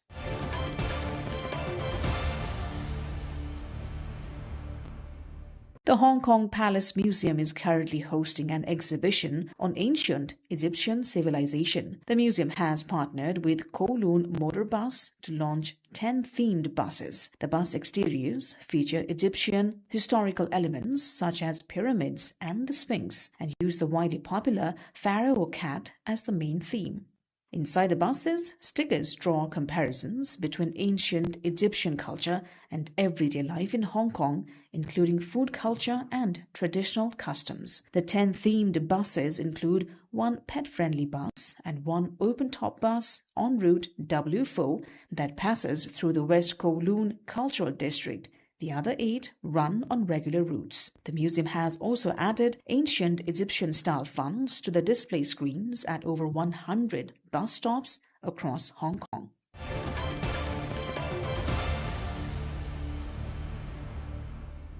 The Vietnam Circus Federation brought home 3 wins at the International Circus Festival Gold Elephant in Girona, Spain. Among 18 countries, 75 artists and performers, and 24 outstanding acts. The Vietnamese conical hat in the hat-swinging performance and the dramatic hair-hanging scene in Duo Love were much talked about. The latter won silver and secured a 1-year performance contract with the renowned Circus Roncalli in Europe. The other 2 acts have also been invited to perform at the International Circus Festival in Kazakhstan this September.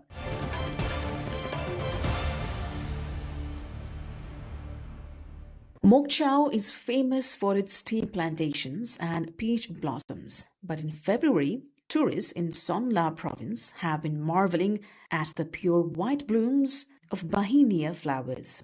Delicate blossoms line the roads winding through the plateau, making the area perfect for a scenic road trip. At Northwest Square, tourist sites and eco-restaurants, the sea of white from the region's signature flower contrasts beautifully with the range's verdant mountains. During the peak season, young people dressed in traditional Thai costumes also come to admire the blossoms. Visitors to Thai ethnic villages at this time can see Bahinia flowers blooming in front of stilt houses and across the hillsides, while also enjoying unique local dishes made from the flowers.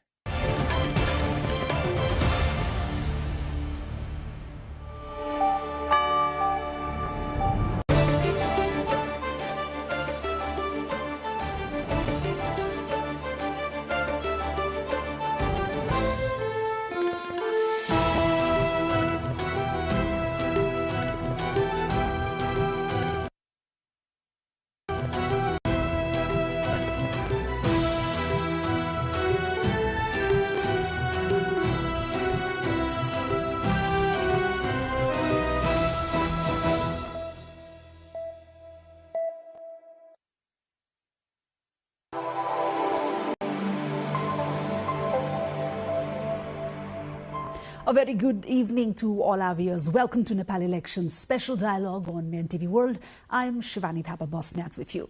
As election results continue to come in from across Nepal, the early trends are already suggesting a political moment that could reshape the country's parliamentary landscape. A relatively new political force appears to be performing very strongly, in fact, more than expected, in many of the directly elected constituencies of the House of Representatives.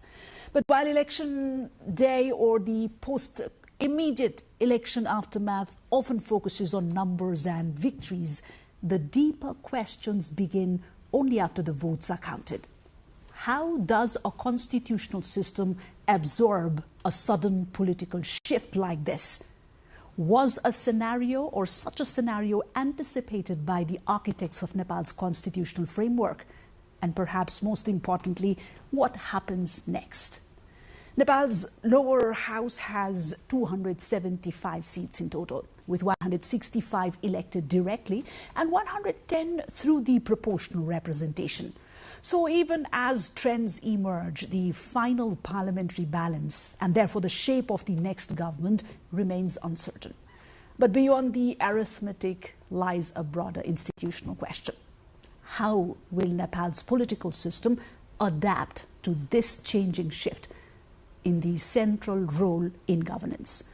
And to explore that, I'm joined in by constitutional scholar Dr. Bipin Adhikari, who was closely involved in Nepal's constitution writing process. Dr. Adhikari, welcome to the show. Thank you. Namaste. It's a pleasure to have you here in our studios in this very, very crucial moments. Thanks. So let us begin at the core area of your expertise, Dr. Adhikari. Does or was the scenario of what we are witnessing at this moment so dramatic as many are perceiving, right? Was this scenario even anticipated or expected by our constitution? I think it's very much normal in politics. Once you have elections,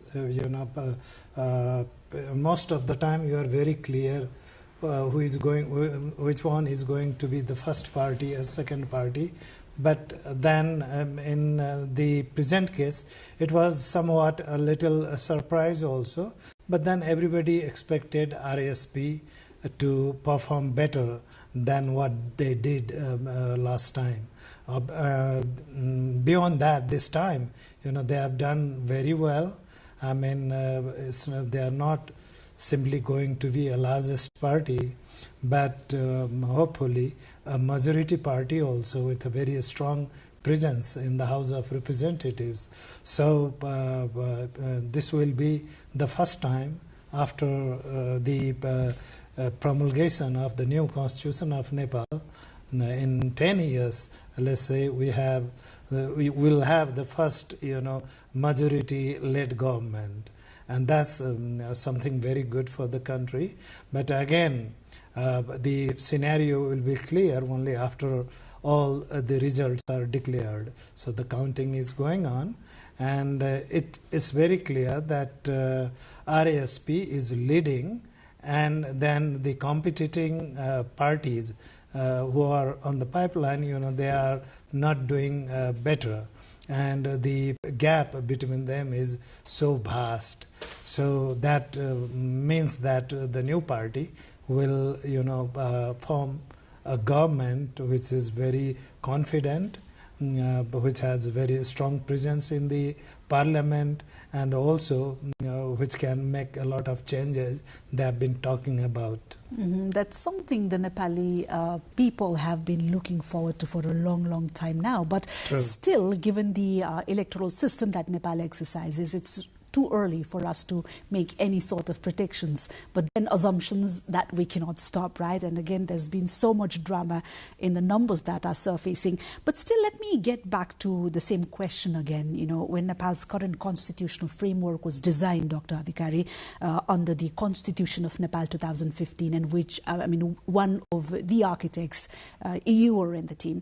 I don't say I'm an architect, but then I was, one of the experts providing external support to the constitution building process. Right.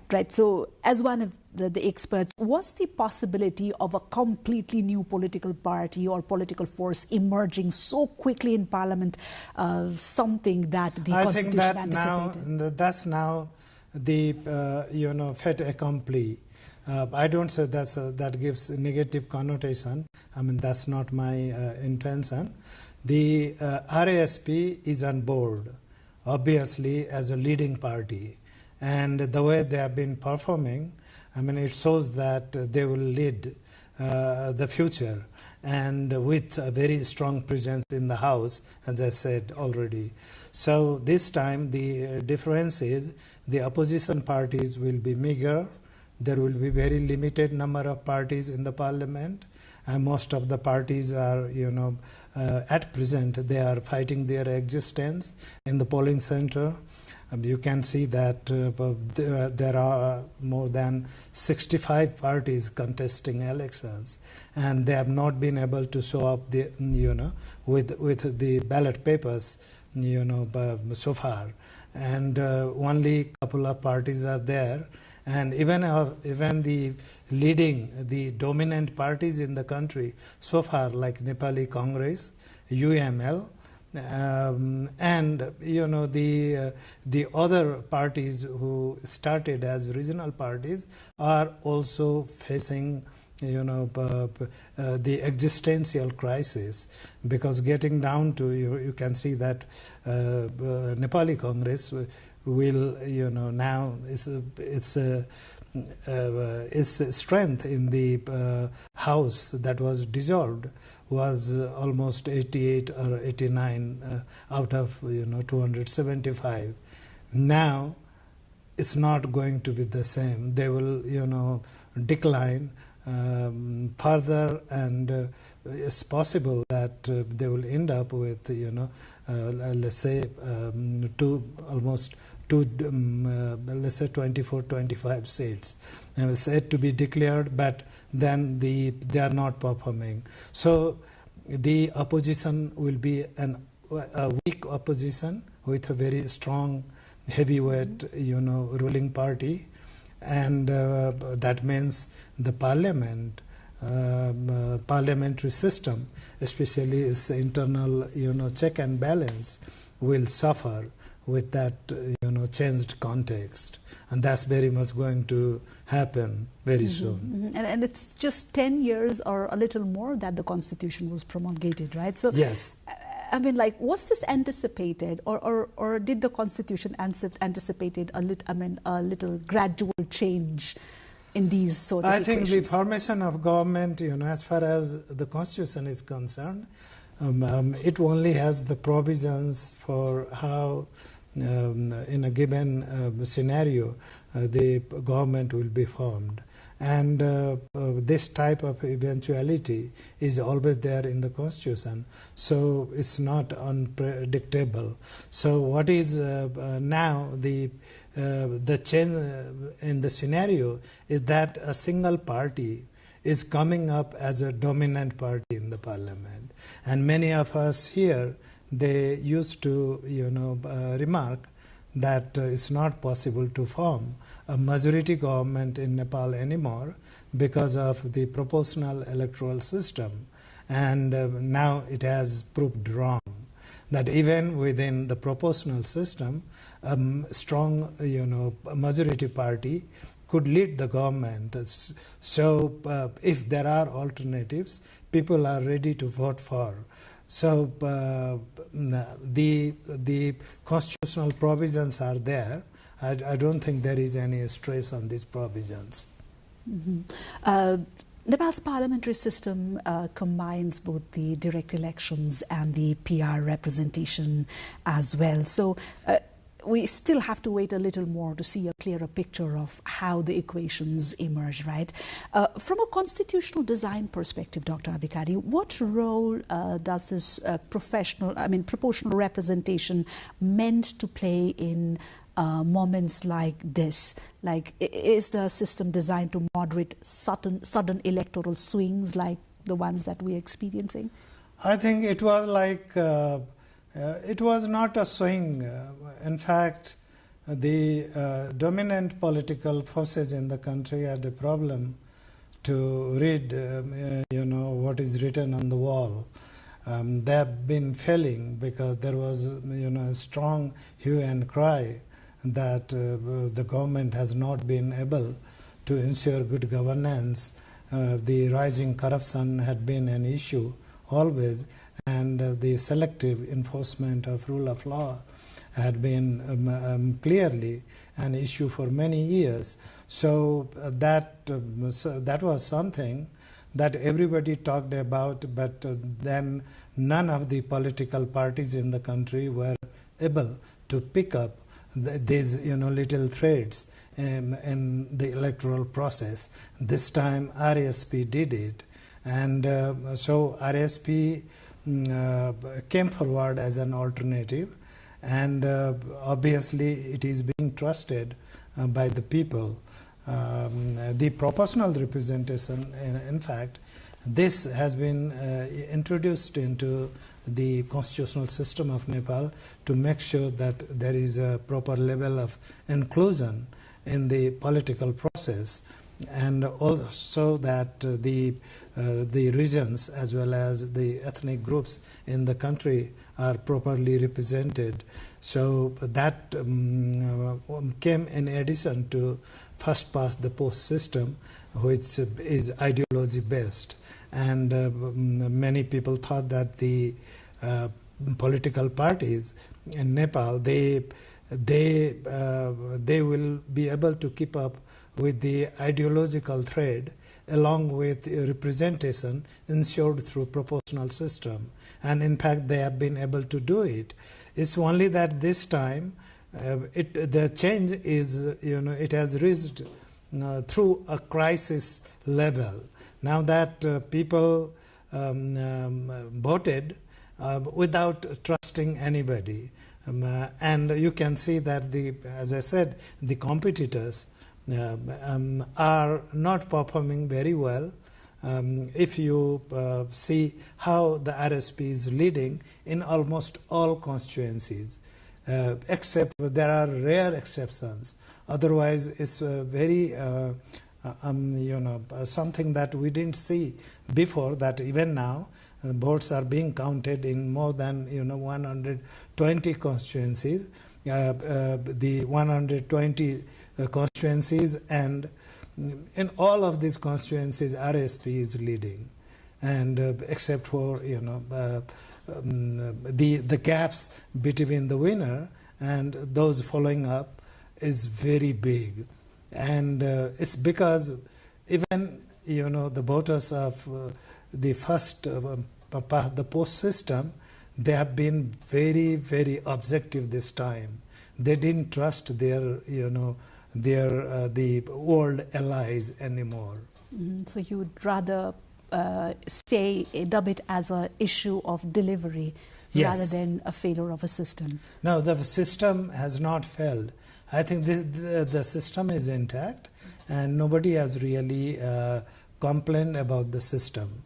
There are some marginal voices about how to make it more representative, and obviously that could always be done if there is a national consensus. But then the political parties, they had a problem.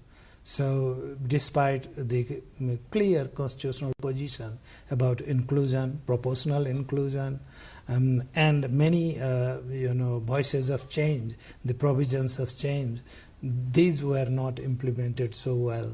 And the problem started with the political parties as public institutions, and now there is a change. So the driver will be replaced this time. Right. So if the current trend holds, just let's shift our focus to the emerging figures from the Election Commission at the moment.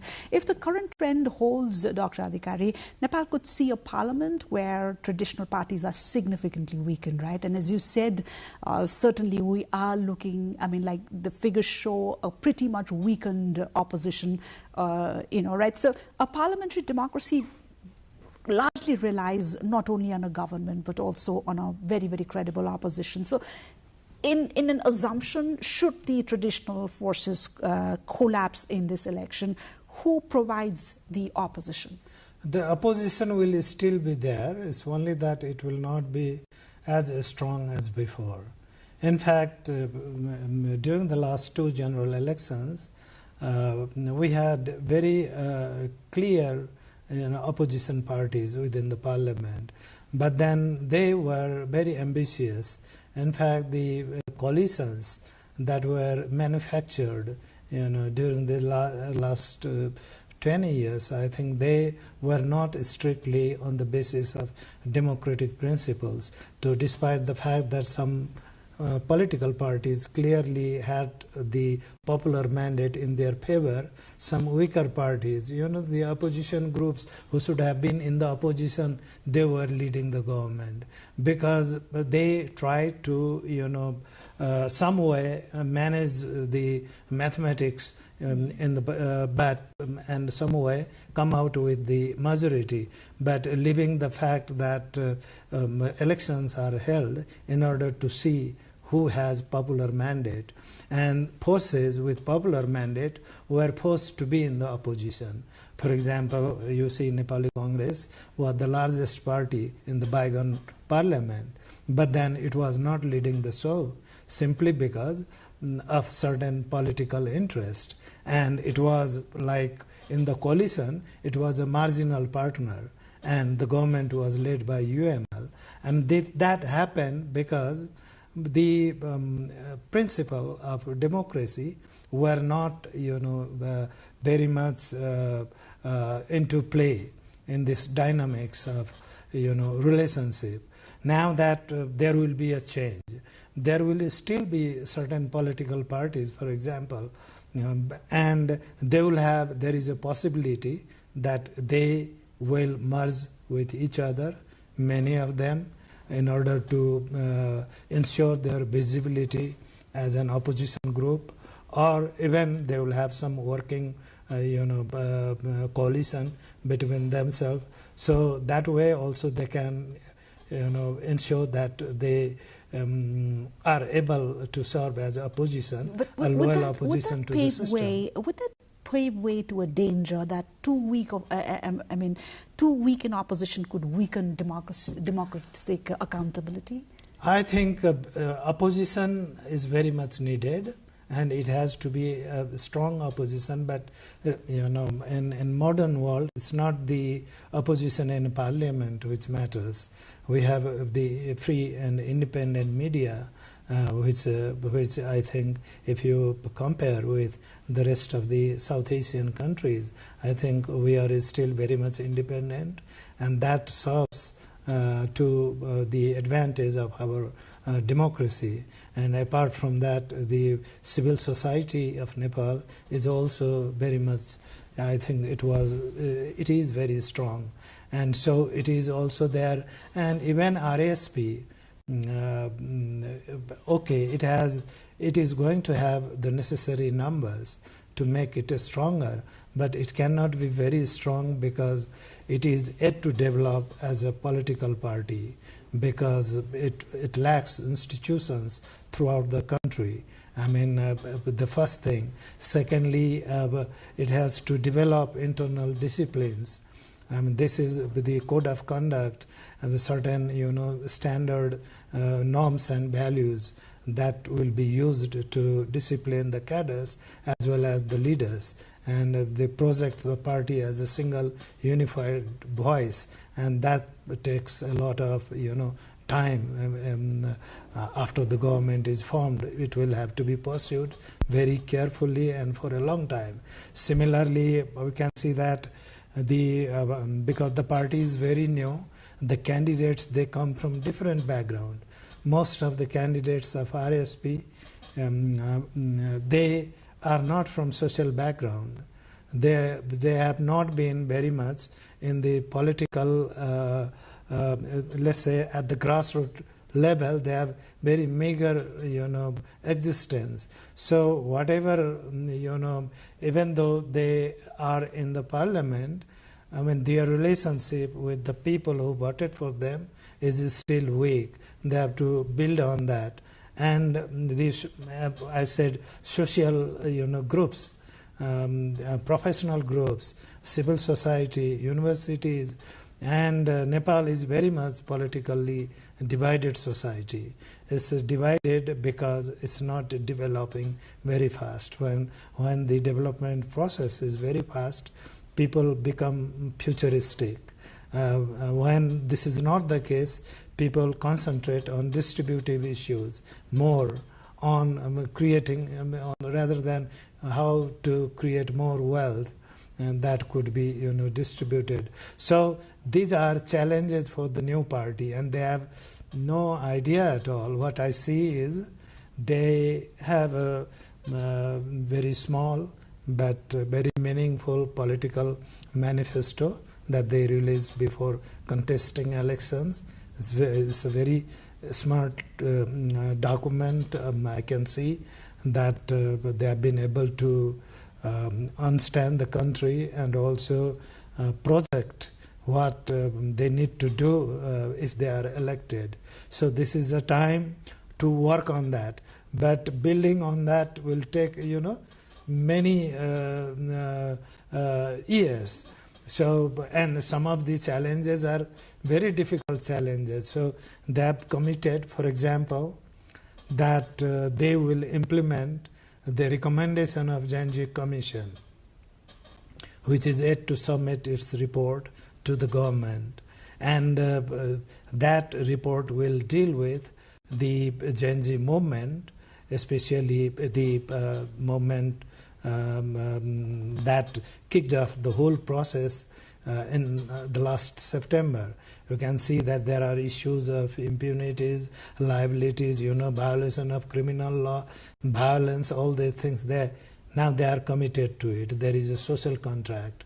Similarly, They have been saying that they will be, if they are elected, they will be opening up all corruption files, since 1990. So that's a very, very loud claim. You have to see whether legally it is possible, because criminal laws have the concept of limitations, and the institution of any case has to go through certain procedural requirements. So these are challenges that they have to manage in due course. Exactly, Dr. Adhikari, because what the Nepali people are sending into the parliament is a lot of hope, dreams, promises, frustration and aspirations. Yes. But the real test begins after the euphoria settles down, right? So after all the arithmetic settles down. So you lead me to the challenge part. So let us now walk through a few of the major challenges that we foresee in the very, very immediate future. Now, as young as the new political force is apparently, even Nepal's constitution is equally, young to Nepal, right? A new document. Nepal's constitutional system again is federal in nature now, a very new federal democratic with significant powers distributed to the provinces as well. So even if the federal parliament changes dramatically with the new forces ushering in, provincial governments may remain dominated or will remain dominated by the established parties. How much of a friction do you foresee in the very immediate future? I think there are many such issues, and the first thing is to, the new government will have to make sure that it knows what it is going to do in the next 5 years, make the detailed plan and start with the first step. So popular, decision making does not help at all. So what we saw in the past, they take political decision very fast and later they realize that they decided something very wrong. And now when you think about a constitutional amendment, for example, it's a major issue. The RSP has not taken any position on it. But then this is something that it will be, pressurized, into, thinking, because there are issues, that needs to be handled. And now how is it going to do it? This is one thing. There are foreign policy issues, and that's something that many critics are worried about, because most of these people are very young, and many of them, do not have very firm background in Nepali society, Nepali history, Nepali culture, Nepal's, fight for its existence over the, last 200 years. This has been a significant issue, international relations, and coming back to the internal issues. There are, this is a society with many ethnic groups, the many regions, and there are different aspirations. Now, these issues are, it's not enough that you are correct. You have to be reasonable also, and then you should be able to demonstrate it to the people, even to the people who disagree with you. And that's also there. So it has to be done, step by step, and without losing the current. And that's always a challenge. Dr. Adhikari, let's come back to the other part of the conversation now. Let me begin with one of the questions sent in by our viewers. Let me build on a little more on what the viewer said, because when voters deliver a result that is this dramatic, right? Analysts often call it a mandate. Everybody calls it a mandate, but mandates are usually, or it can be, very ambiguous as well. What has been your observation? Did voters vote for the agenda of Rashtriya Swatantra Party, or did they vote against the traditional political establishment? I think basically they wanted to get rid of the traditional political parties. That's very true. I mean, I thought that Nepali Congress will still perform because there was a change of leadership, and the new leader was certainly a cut above others, and somebody who really one of the smartest politicians in the country.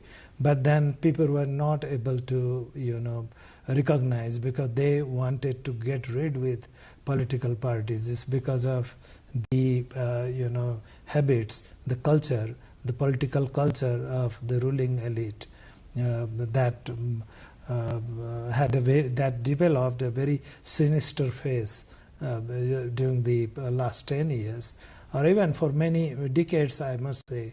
So, but then there are voters who thought of, who went through the party manifesto also, who really thought that there are educated people with RSP. These people are not anyway, lesser in education or performance in their field than others in the political mainstream in Nepal, and also that especially recently Balendra Shah, as a mayor, he performed very well. So the political parties especially, they didn't like him so well, but then people were able to see that the Kathmandu, metropolitan city they lived in was not the same after 3 years of his tenure as the mayor. So the changes are something that have been noted, and the political side is also very prominent. You can see the mayor comes from Madhesi background, has a Madhesi background, but has a very strong national perspective. That's something many Madhesi leaders lacked in this country. They always talked about their narrow framework rather than talking about the nation. And this gentleman was very different. So he never talked about his ethnicity, talked about the country, the change, the development, the positive scenario that we needed, and he delivered. So that was something that was a very good example that RSP was able to share with the voters in its public programs throughout the country, and that helped the party to really generate interest in its perspectives. Mm-hmm. So you really mean to say it gathered an appeal for the voters, especially the voters are very what you called action-hungry voters, right? Absolutely. That is quite an appeal for the voters, which instigated such a momentum. Ravi Lamichhane himself, is is aggressive speaker, who can perform very well in terms of public speech, and that's something. And also that he has his image as a TV journalist, and many people knew him as a journalist who always was on the right side of the history. So that has had certain advantage. And also the new faces, these people were not controversial, the candidates that were given, but rather you can say they were least known but not controversial, and mostly educated. And so in an environment where you don't have good options, they came with options. So the traditional parties have to look back and see where they committed mistake in their election campaigns, and the mistakes are very clear. Mm-hmm. And even for the new force, Dr. Adhikari, because around the world we've seen movements rise very, very quickly, especially during periods of public frustration, right? But governing requires some really strong administrative capacity, policy frameworks, and institutional coordination, which you already stated the new party or the new force is still gathering and building on. So from your perspective, what would be the most immediate institutional challenge for any new government that emerges from this election? I think, the party will obviously it will be overwhelmed by expectations from the voters, and also we have a concept of quickly talking about 100 days and accomplishment within this period. It's rubbish. I don't believe in it. But then this is how Nepali voters think. This issue is also there. But then once the government is formed, the government will have to do what they have promised. Very small things to bring in changes which are very significant in the country. You have to first of all stop politicization of bureaucracy, stop it outright. And once the bureaucracy comes back to normal, it has enormous talent, a lot of capacity, the historical knowledge, and there are institutions and practices that are enough to sustain our governance system.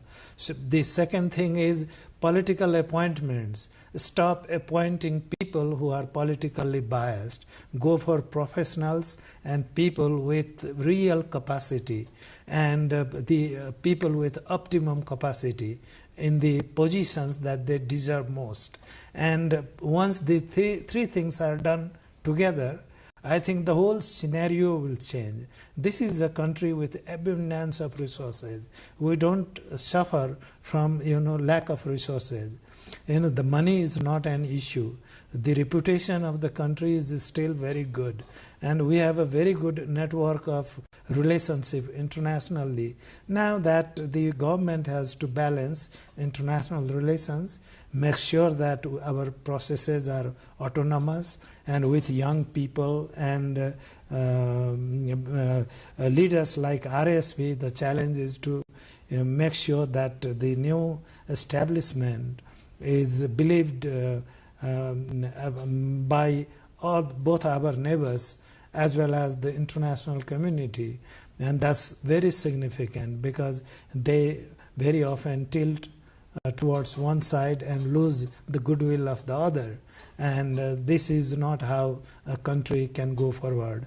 So similarly, the budget, our national budget is always underspent, less utilized. The development programs have not been successful. So the management capacity has been a disaster because the people who have been recruited are incompetent people.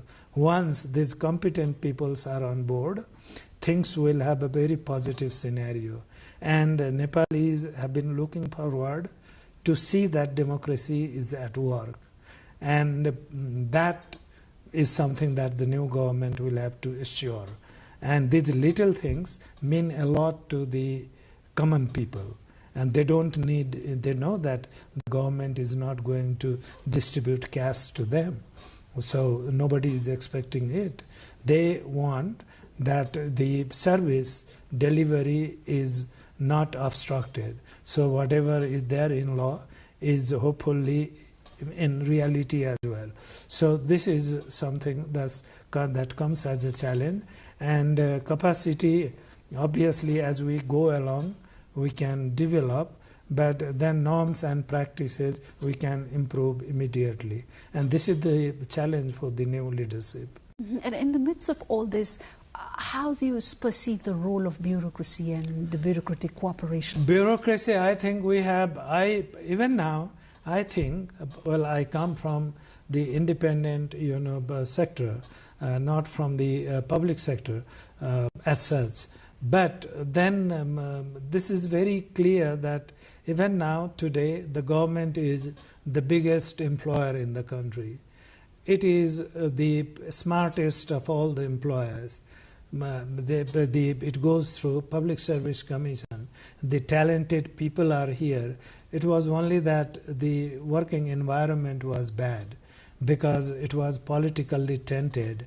Now that once there is a professional government which knows what is the limit to its power, certainly the bureaucracy will be able to help the new government by all means. And it's now, once you don't divide the bureaucracy politically, obviously you can take the help of everybody there.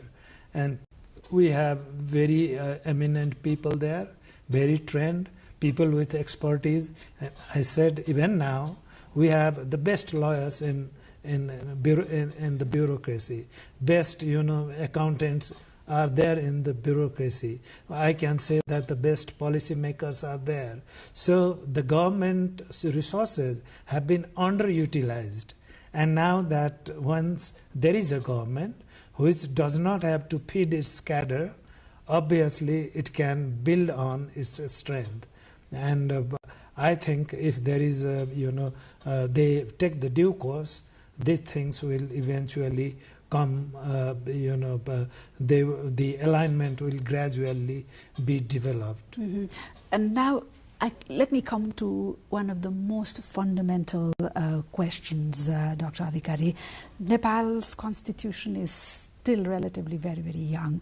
And if a relatively new party, suddenly dominates the House of Representatives, does that suggest the system is working? Because voters can dramatically change leadership like what we are seeing right now? Or does it suggest the system hasn't been delivering, prompting voters to seek an entirely new political force, right? So does this election reopen the debate about constitutional reform? I think, well, there are always some people talking about constitutional amendment. But amendment is not a game of chance. You have to plan it. You have to think about it with certain homework, and that has to be done by the government first. The government has to study where does it want changes, and once it is clear about its proposal, it can then go to public platforms. Obviously, it can come out with a green paper and then start discussing it at popular level. So that has not happened in Nepal. And if you believe me, you see, I saw at present we don't have any anti-constitutional voice in Nepal. If people are talking about it against the constitution, they are in their drawing rooms, not in the public forums. You can see even Biplav, the only left out politician who didn't endorse this constitution, was also seen voting this time. Okay, so you can see we don't have anti-constitutional voice. Many Madhesis, many Janjatis, many deprived people, they want to see that this constitution is implemented according to its own standards. So whatever is being offered is not being actualized, is not being operationalized. We want to see these provisions must be implemented so that the people, the affected interest, really could feel that, okay, there is a change in the system now, and now our plight is also changing. Now that has not happened. So the first challenge is to implement the constitution, and of course there are people who think that our federalism, the federalization process has not worked. I mean, we can look into it. That's an important aspect of our constitutional process. Similarly, there are many economic, social, and cultural rights. They need to be enforced, very strongly, and that has not been done. We can see what is the problem with the relevant laws. Similarly, we can also see that there are many constitutional commissions. They need to be boosted up so that they are relevant in terms of our governance system. That needs to be done. There are so many issues, but I don't think there are issues that places us in the margin of life and death. It's untrue. It's simply not the case. Right. This question or concern has come to the fore, especially owing to a few statements or reservations embraced by the members of the newly constituted political force, the emerging political force, right? So the clarity, as you said, is yet to come for the but position let me tell you that I've gone through the party manifesto of RSP. I mean, they don't talk about constitutional amendment. So very smartly, they didn't want to, enter into controversies at the polling center. So that was very smart way. And now that they are, once they start leading the government, they can obviously, as constitute a task force on constitutional amendment. And in fact, the present government has already signed, an understanding with the Genji representatives about, organizing the constituting task force in order to reform the constitution. So it's a commitment of the government already. So the new government can work on it, but it's a slow process. You don't have to go for high jump. No need. This is a process that has to go stepwise, and don't create bumps before you start. Right. So that is possible. Right. Should a scenario or a situation like this arise, Dr. Adhikari, is Nepal ready for a constitutional amendment, or let me rephrase it, or would reopening that debate risk destabilizing the political system again? I think now the government, the new government, will be a strong government, at least in terms of ballot papers.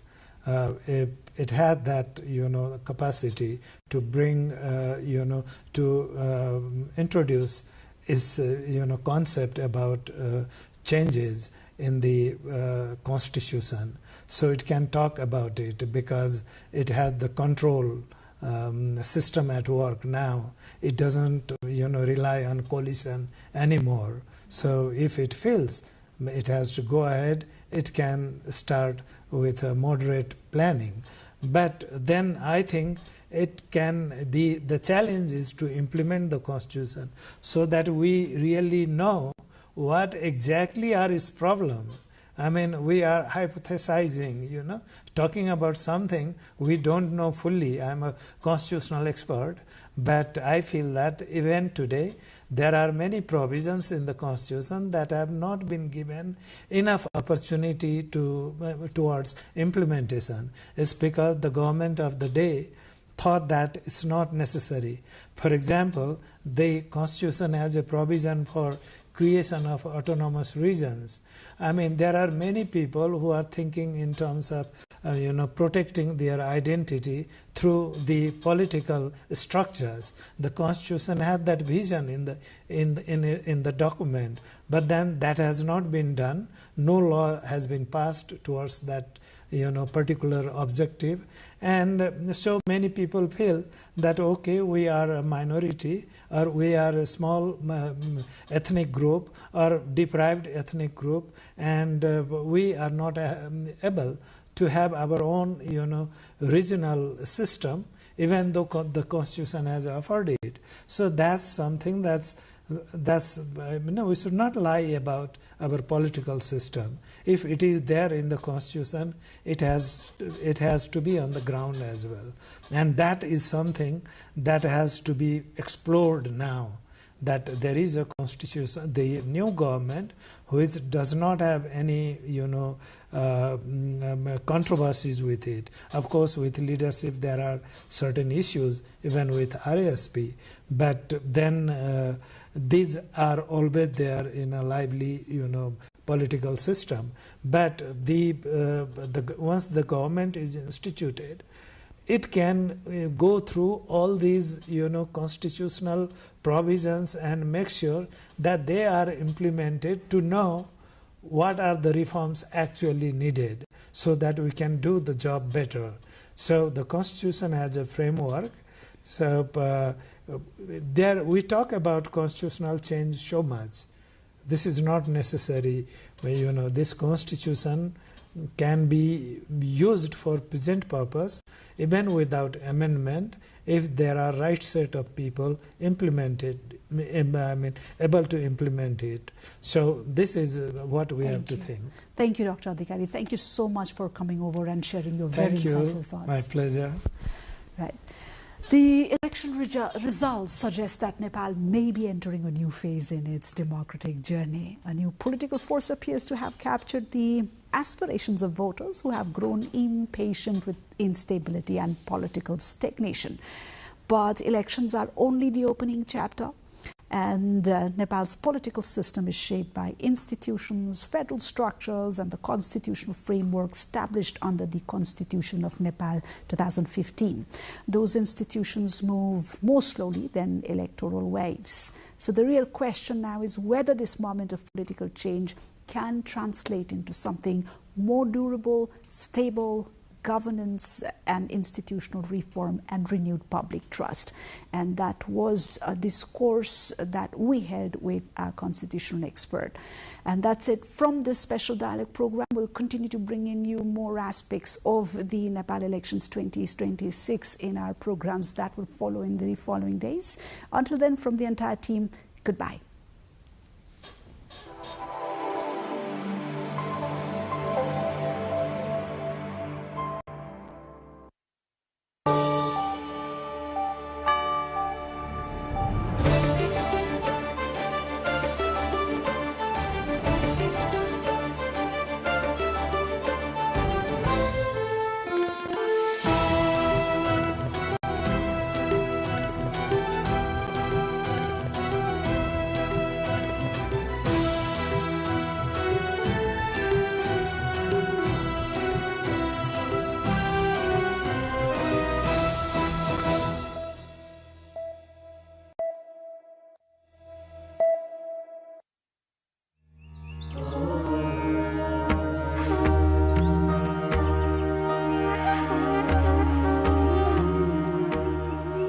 Pashupatinath is located in the eastern part of Kantipur city, approximately 5 kilometers away from Bagmati River.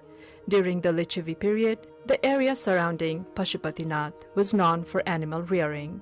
This region includes Duasthali, Kuveshwari, Gaurighat, Chaba Hill, Ganeshtan, and Kotuwali, all of which are part of the Pashupatinath area.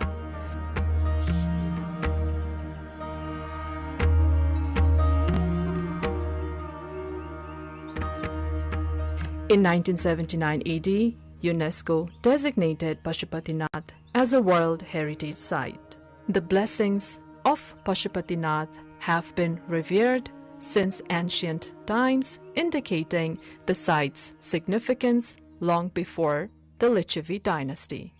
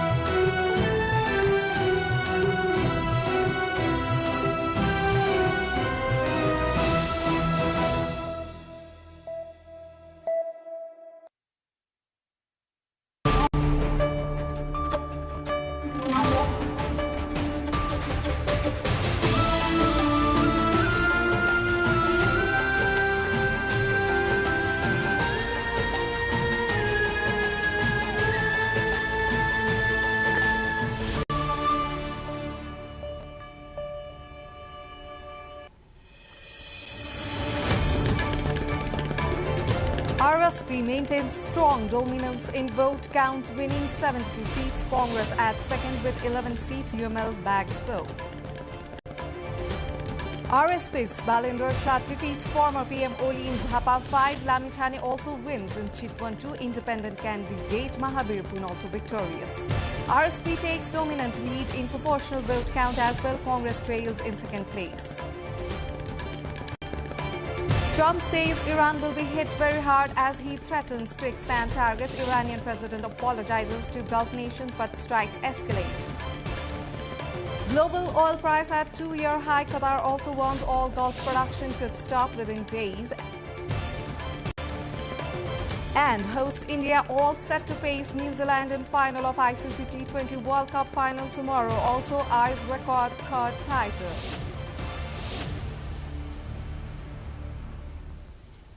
Good evening, I'm Suveksha Rajak and you're watching NTV World's News Hour, coming up to you live from Kathmandu at 2200 hours Nepal time. Now, the news in details. Vote counting is underway for House of Representatives election held across Nepal on Thursday. 3,406 candidates and 68 parties contested in this election that will elect a total of 275 members, 165 members via first past the post system and remaining 110 members via proportional representation system. So far, results have been announced of 90 out of 165 constituencies have been announced, with the Rashtriya Swatantra Party leading the vote count, clinching 72 seats while leading in 49 constituencies. The Nepali Congress is in a distant second place, clinching 11 seats and is leading in 8 others. The CPN-UML, that is at third position, has won 3 seats while it leads in 9 constituencies. Nepali Communist Party NCP has won in 3 constituencies and has maintained lead at 5 constituencies. Rashtriya Prajatantra Party also has clinched 1 seat in Thursday's election.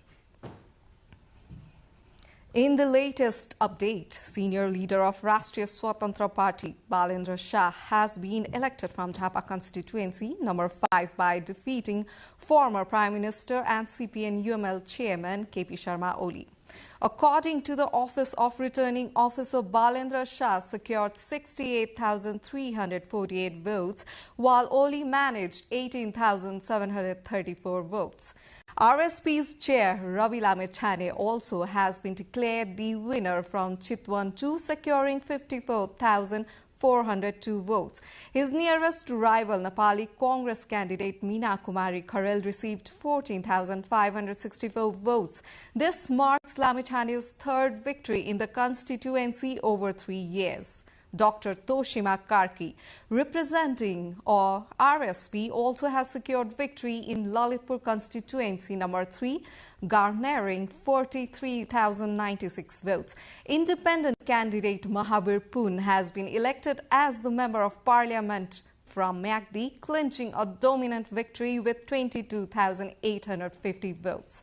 Pun defeated his nearest rival, Hari Krishna Shrestha of the CPN-UML, who secured 7,919 votes. Meanwhile, Rashtriya Prajatantra Party's only winner so far, Gyanendra Bahadur Shahi defeated Naresh Bhandari of the Nepali Communist Party by a margin of 3,081 votes to win in Jumla constituency number 1. Now, Rashtriya Swatantra Party continues to maintain a commanding lead in Nepal's proportional representation vote count as well. According to the Election Commission, a total of 784,441 votes have been counted so far. RSP has secured 406,970 votes so far. The Nepali Congress has received 134,509 votes, while the CPN-UML has obtained 104,957 votes. Similarly, the Nepal Communist Party NCP has garnered 52,020 votes and the Rashtriya Prajatantra Party has secured 29,793 votes. A total of 110 seats are being contested under the proportional system with final results for proportional seats being allocated based on a party's total nationwide national vote share. We bring in-depth coverage on election results and trends later in the bulletin in our segment Issue of the Day.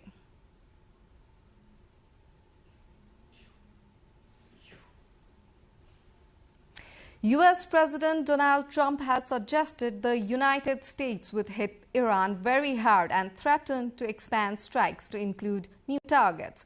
His comments came after Iranian President Masoud Pezeshkian said Saturday that his country would never surrender to Israel and the United States. Pezeshkian, in a speech broadcast on state TV, apologized to nearby Gulf states for Iran's attacks, adding that Tehran would not target its neighbors unless attacks originated from them. The United States and Israel began their campaign against Iran on February 28, and Iran has since responded with missile and drone strikes on Israel and U.S. interests in regional countries, mainly in the Gulf.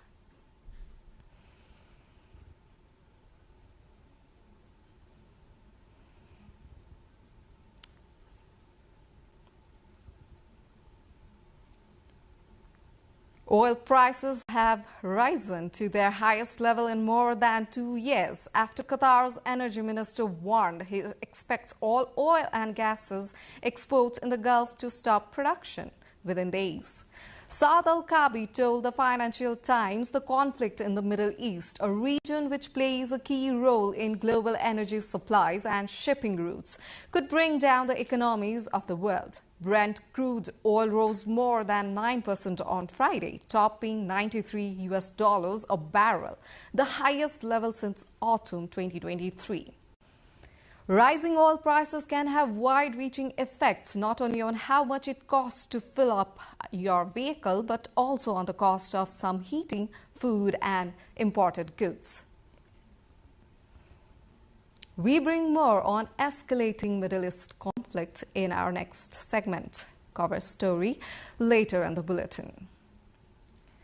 Now, host India is facing New Zealand tomorrow while aiming to become the first side to lift the ICC T20 World Cup for a third time.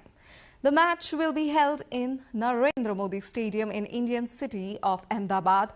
Host India reached the final after defeating England by 7 runs in a record-breaking classic at Mumbai's Wankhede Stadium on Thursday. New Zealand, guided by captain Michelle Shantner and coach Rob Walter, seeks to improve on their runner-up finish in 2021. Despite setbacks against South Africa, the team pushed through with strong showings against opponents like Sri Lanka and South Africa in the semis, setting up an exciting final. Nepal's politics may be rewriting history as the Rashtriya Swatantra Party surges toward an unprecedented majority under the 2015 constitution. Stay with us for more on this after this short break.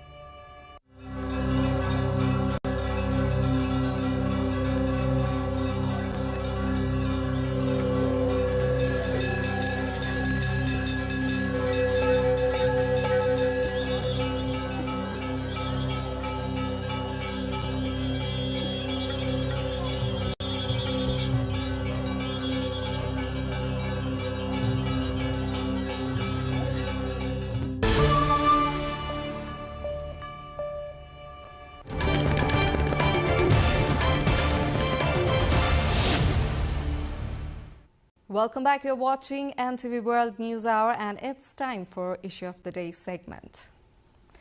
Nepal's parliamentary elections may be entering uncharted territory as the Rashtriya Swatantra Party is headed to a secure commandment presence and looks set for a resounding majority, a feat no single party has achieved under the 2015 constitutional framework.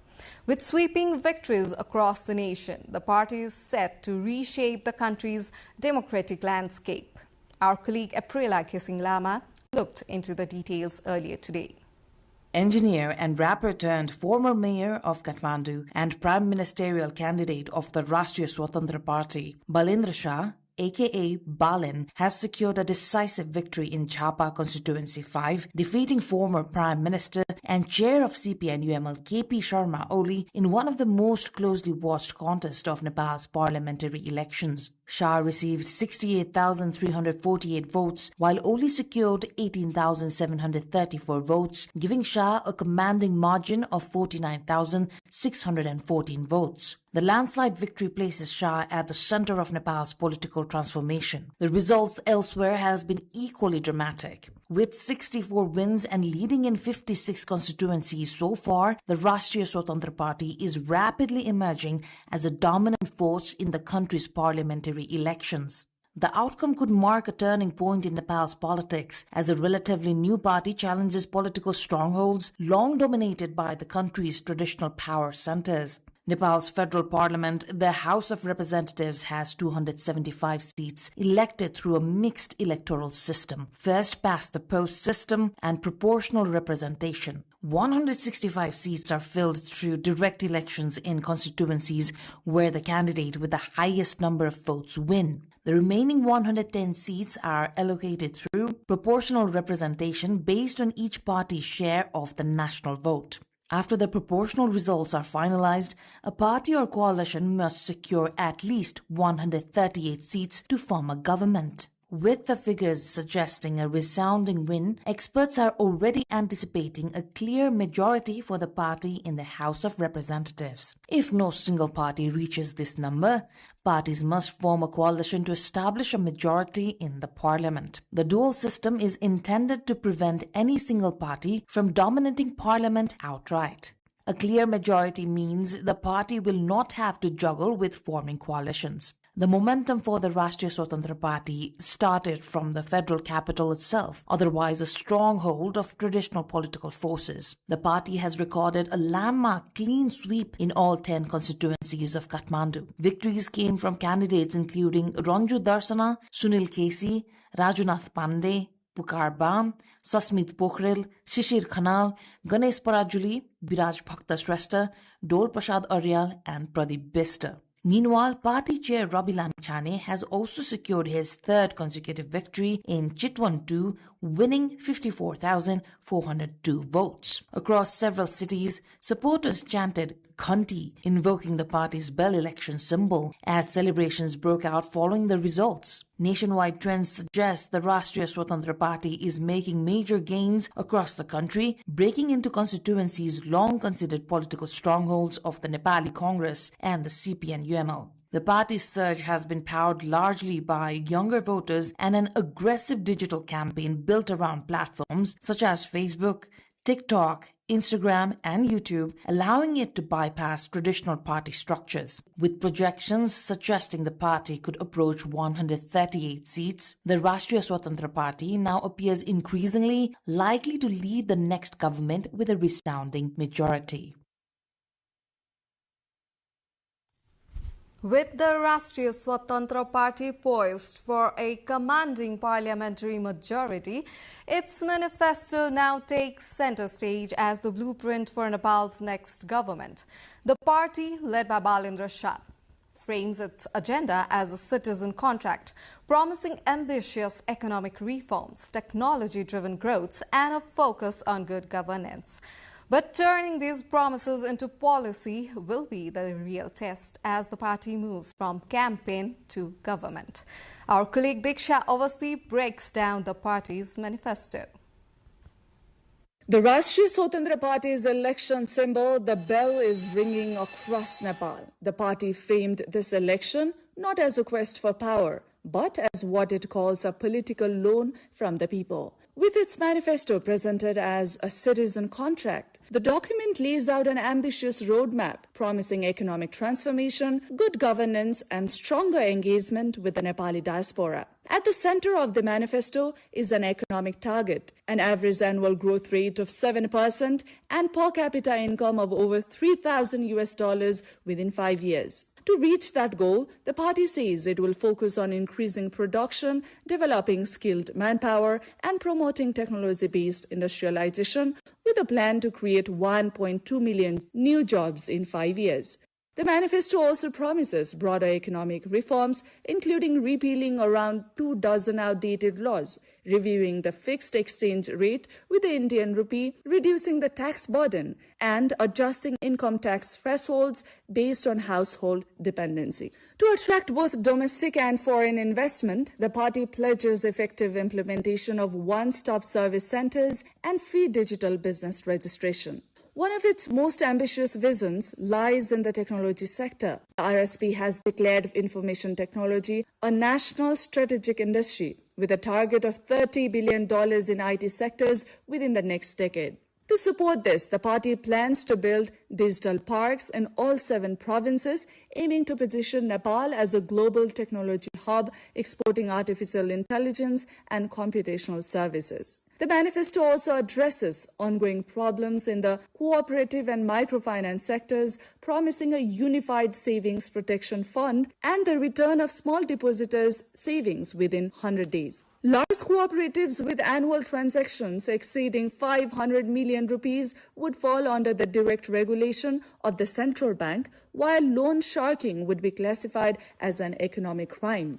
In agriculture, the party says it wants to make farming a dignified profession, promoting agri-tech and fintech solutions, utilizing barren land, and offering tax exemptions for industries that add value to agricultural products. To reduce public expenditure and bureaucracy, the manifesto promises scrapping the Revenue Investigation Department and moving all government services online, shifting from lines to online. At its core, the party says its central promise is integrity and good governance, including an omnibus anti-corruption campaign and a high-level commission to investigate the property of public officials dating back to 1989. The manifesto also highlights outreach to the Nepali diaspora, promising online voting rights, continuity of ancestral citizenship, and a sovereign diaspora fund to channel migrant capital into national development. The road ahead will be closely watched as the party faces a challenge of translating these ambitious commitments from manifesto to policy if it leads the government. Diksha Awasthi, reporting for NTV World. As the vote counting is underway across Nepal, we asked the general people about their opinions on emerging vote trends. Let's have a look at what they say.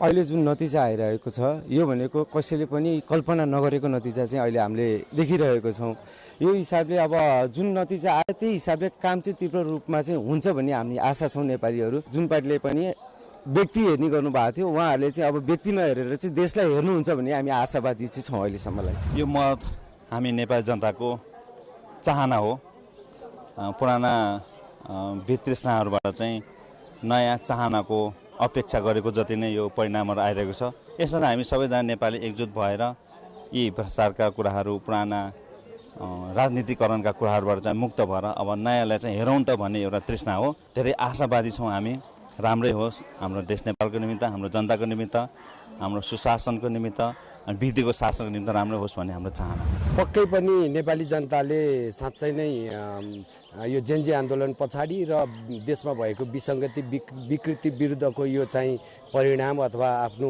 साच्चै नै भन्नु पर्दा मतदाता नै न्यायाधीश हुन् साच्चै नै अब नयाँ सरकारको समीकरण आम नेपाली जनताले सोचेको भन्दा हिजोको दिन भन्दा फरक डेफिनेटली हुन्छ नै त्यो विश्वास छ किनभने अहिले युवा पुस्ताको एउटा जुन क्रेज छ क्रेज भनेको राजनीतिक क्रेज होइन कि परिवर्तनको क्रेज छ त्यो पक्का यो आउने जुन सरकार बन्छ त्यो सरकारले न्याय गर्छ त्यसमा चाहिँ हामी पनि विश्वस्त छौं यतिखेर देश नै जनता परिवर्तन भइसक्नु भएको छ जति हामीले आजसम्म देख्दै आएका राजनीतिहरूलाई चाहिँ अब जनताले नयाँ पनि हामीले चाहिँ चेक गर्नुपर्छ नयाँलाई पनि जाँच्नुपर्छ भनेर जनताहरूले आफैले आफ्नो परीक्षा दिइरहनु भएको छ। यतिखेर म चाहिँ यो जनताकै परीक्षा भन्न चाहन्छु। शान्ति सुशासनमा जानुपर्छ। अब जितेर जाँदैमा फेरि हौसिएर चाहिँ दायाँ बायाँ मोडिनु भएन।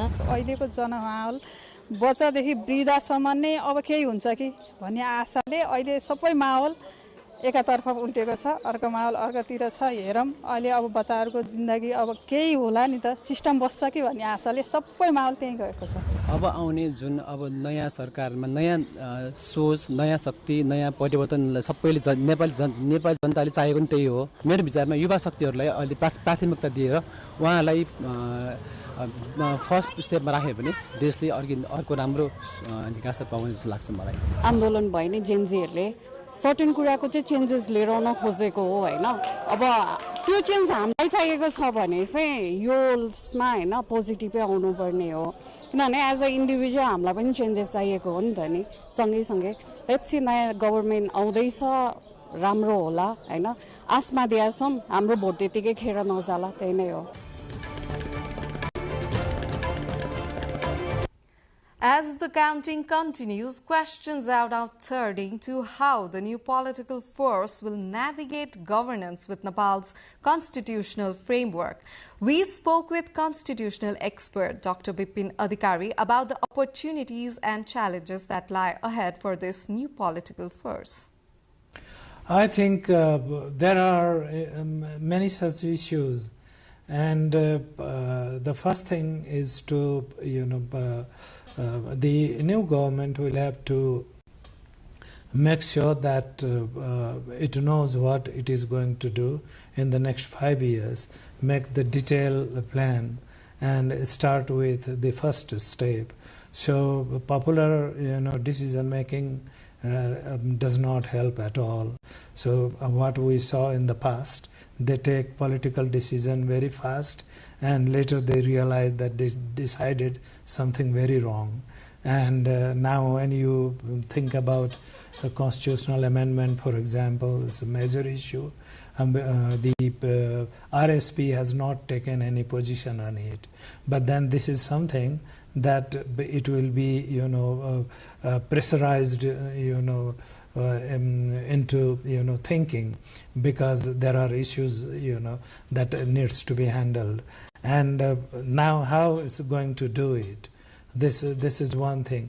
There are foreign policy issues, and that's something that many critics are worried about, because most of these people are very young, and many of them do not have very firm background in Nepali society, Nepali history, Nepali culture, Nepal's fight for its existence over the last 200 years. This has been a significant issue, international relations. And coming back to the internal issues, there are, this is a society with many ethnic groups, the many regions, and there are different aspirations. Now, these issues are, it's not enough that you are correct. You have to be reasonable also, and then you should be able to demonstrate it to the people, even to the people who disagree with you, and do what they have promised. Very small things. To bring in changes which are very significant in the country, you have to first of all stop politicization of bureaucracy, stop it outright. And once the bureaucracy comes back to normal, it has enormous talent, a lot of capacity, the historical knowledge, and there are institutions and practices that are enough to sustain our governance system. So the second thing is political appointments. Stop appointing people who are politically biased. Go for professionals and people with real capacity, and the people with optimum capacity in the positions that they deserve most. And once the three things are done together, I think the whole scenario will change. This is a country with abundance of resources. We don't suffer from lack of resources.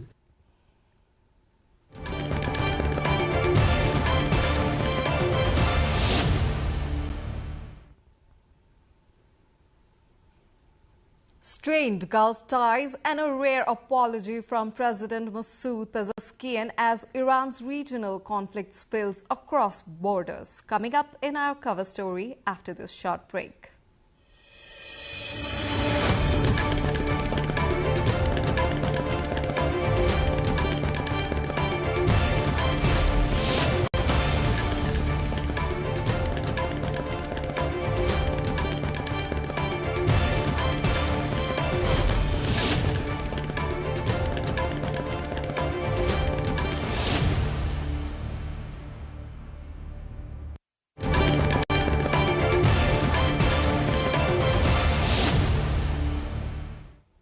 Welcome back. You are watching NTV World News Hour. It's time for our cover story.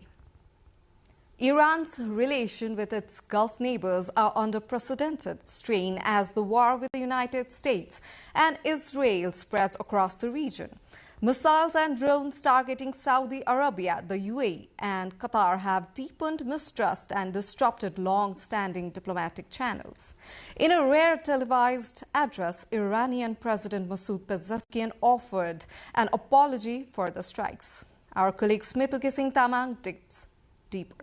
Iranian President Masoud Pezeshkian has apologized to neighboring Gulf states after Iranian strikes impacted their territories. من اینجا لازم از کشورهای همسایه که مورد حمله قرار گرفتن از طرف ایران از طرف خودم عذرخواهی کنم. In a televised address, Pezeshkian described the attacks as a miscalculation and pledged that future strikes would avoid targeting neighbors unless attacks originated from their soil. در تصمیمی که ما دیروز در شورای موقت رهبری ما گرفتیم این تصمیم به نیروهای مسلح گزارش داده شد که از این به بعد نباید به کشورهای همسایه حمله بکنن به یا موشک بزنن مگر اینکه از اون کشورها بخوان به ما حمله بکنن.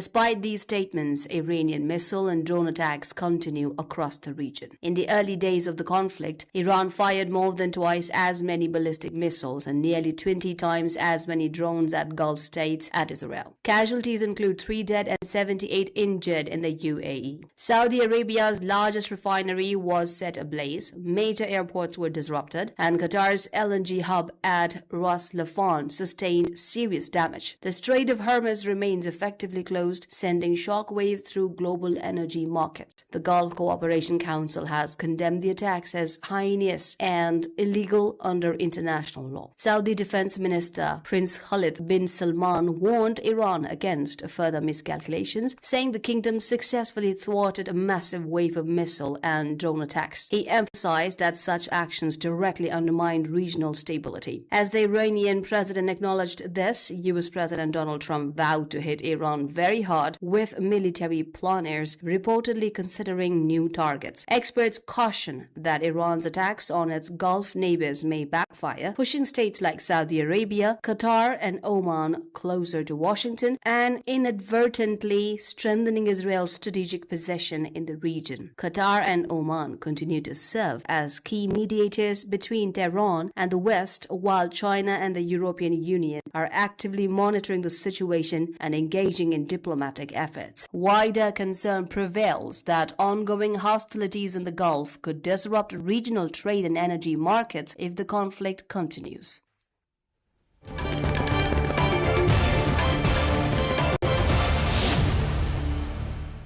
That was our cover story. Now we move on to more updates. Indian Prime Minister Narendra Modi has congratulated the people and government of Nepal for the successful conduct of elections and said the historic milestone is a proud moment in Nepal's democratic journey. Modi also said that a close friend and neighbor, India remains steadfast in its commitment to working closely with the people of Nepal and its new government to scale new heights of shared peace, progress and prosperity. Nepal's Prime Minister Sushila Karki today spoke with the United Arab Emirates President Sheikh Mohammed bin Zayed Al Nahyan over the telephone. She urged all stakeholders concerned to exercise patience, avoid further escalation of tensions and ensure the safety of citizens, according to the Prime Minister's Secretariat. She expressed her gratitude to the UAE government for ensuring public security and for treating all residents equally, including Nepalis, guests and those stranded in transit.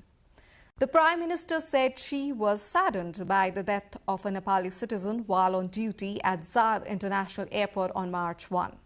She also expressed concern over an incident in which 2 Nepali citizens were injured in the ICAD zone in Abu Dhabi on March 5. The government had also applauded the UAE's initiative under the leadership of the UAE President in regional and global diplomatic efforts aimed at promoting peace and development.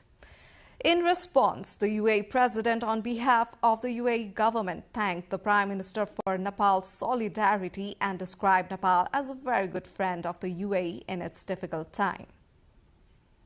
In another news, Balan, also known as Brahmin dance, is a traditional Nepali devotional folk performance that blends singing, storytelling and rhythmic dance. The dance praises Hindu deities and draws stories from sacred texts such as Bhagavad Gita, the Mahabharata, Ramcharit and the 10 incarnations of Lord Vishnu.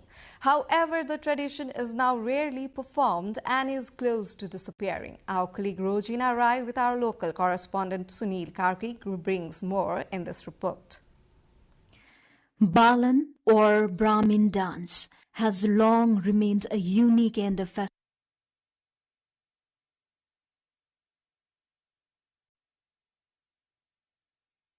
fascinating cultural attraction throughout Nepal. It is a traditional Nepali devotional folk performance that combines singing, storytelling and rhythmic dance deeply rooted in the Brahmin and Kshatriya communities across the country. Predominantly performed in Nepal's hilly region, Palpa, Dailek, Doti, Sangja among others. Through its songs, Balan narrates the divine acts and incarnation of Hindu deities since the time of creation. However, this tradition, primarily devoted to glorifying Hindu gods and goddesses, is rarely performed these days and is on the verge of disappearance. Cultural experts stress the influence of modernization and the declining enthusiasm among youth to continue this cultural legacy has contributed to the gradual disappearance of this Hindu tradition. The performance draws from sacred Hindu texts such as the Bhagavad Gita, the Mahabharata, Ramcharitra, Krishna Charitra, and the stories of the 10 incarnations of Lord Vishnu, making it a deeply religious performance. It is performed by an expert Balan troupe, locally known as Agara. A typical Balan troupe consists of around 25 members who sing and dance together. The performance begins with an arati, during which deities are worshipped and invoked through devotional songs. Balan is traditionally performed overnight during religious ceremonies such as Satyanarayan Puja, Bala Chaturdasi and Ekadasi. Occasions that involve a night-long devotional vigil dedicated to worship. In recent years, younger generations have increasingly drifted toward modern entertainment and Western-influenced music, leading to a loss of interest in traditional folk practices. Cultural activists are calling for its preservation through inclusion in school curriculum and promoting through local festivals. Rojina Rai with Sunil Karki from Palpa reporting for NTV World.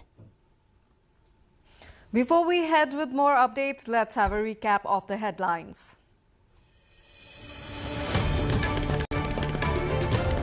RSP maintains strong dominance in vote count, winning 75 seats. Congress at second with 11 seats. UML bags vote. RSP's Balendra Shah defeats former PM Oli in Jhapa 5. Lamitani wins in Chitwan 2 independent candidate Mahabir Pun also victorious. RSP takes dominant lead in proportional vote count as well. Congress trails in second as 110 seats up for grabs. Trump says Iran will be hit very hard as he threatens to expand targets. Iranian president apologized to Gulf nations but intensifies strikes. Global oil price at 2-year high. Qatar wants all Gulf production likely to stop within days. And host India all set to face New Zealand in final of ICC T20 World Cup final tomorrow. Also eyes record third title.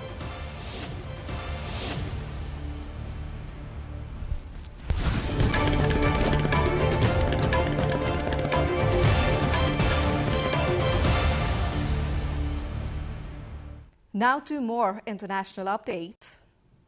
Russian strikes on an apartment block in Kharkivsky district early Saturday killed at least 3 people and left 10 others wounded, including 3 children.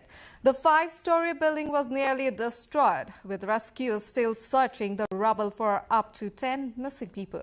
The attack triggered a nationwide air alert on Ukraine and prompted neighboring Poland to scramble military aircraft as a defensive precaution. Meanwhile, Ukrainian President Volodymyr Zelensky visited the frontline Donetsk region on Friday to inspect defenses and honor soldiers as Kiev prepares for an expected Russian spring offensive. The visit to Druzhkivka, just 15 kilometers from the front, follow reports that Russian advances slowed to a 2-year low in February.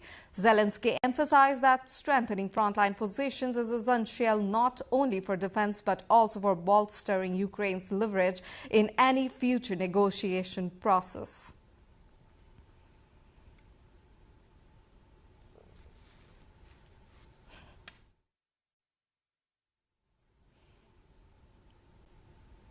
U.S. Treasury Secretary Scott Bessent said the United States is considering lifting sanctions on additional Russian oil shipments as global oil prices continue to rise.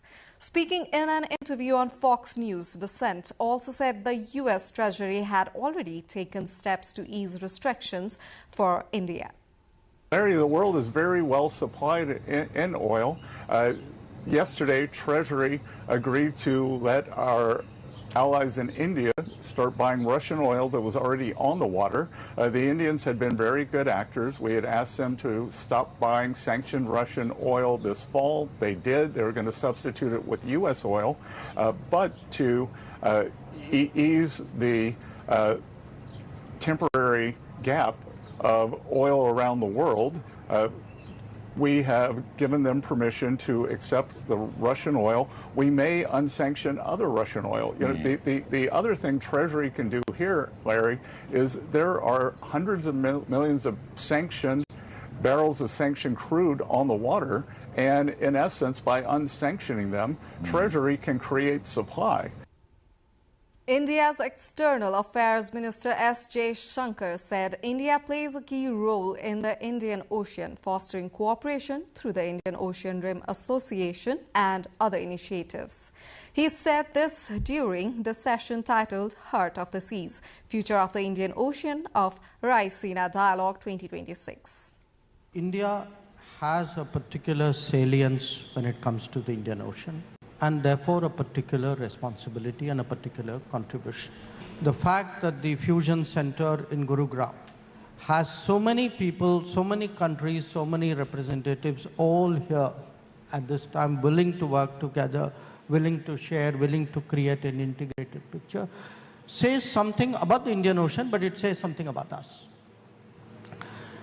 Furthermore, you know, these institutions we are building, and there's not a single one. There's IORA, as I said, there's Colombo Security Conclave, there's BIMSTEC. These are building blocks of what is a larger Indian Ocean, I would say, composite picture. China will expand job opportunities for young people. College graduates and migrant workers, officials have said, as mounting economic, demographic and AI-driven pressures weigh on the labor market.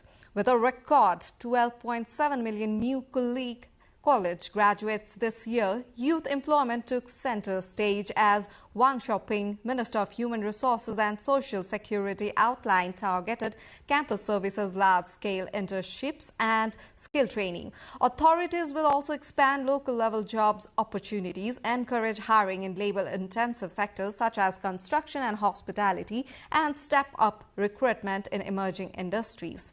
China's urban youth unemployment rate for 16 to 24-year-olds, excluding students, stood at 16.3% in January, down slightly from 16.5% in the previous month, though the rate remained elevated. At shipyards across Poland, women have spent decades operating massive cranes that move steel used in ship hulls and wind turbine towers.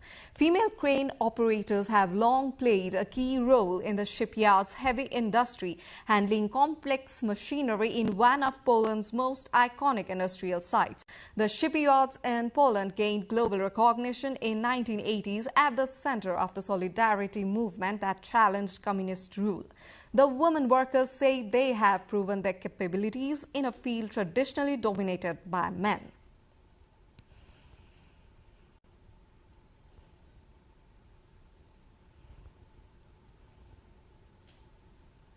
Turkey is once again under the influence of cold and rainy weather. Heavy snow has covered roads, houses and vehicles in Kars region, making transportation difficult and forcing residents to cope with harsh winter conditions. Local authorities have been working to clear roads and maintain essential services as temperatures remain low. Meanwhile, the snowfall in Adair Plateau has transformed the scenic destination into a winter wonderland, attracting attention for its breathtaking views. Meteorologists say the cold weather is expected to continue in several regions, with authorities advising people to remain cautious due to slippery roads and possible travel disruptions.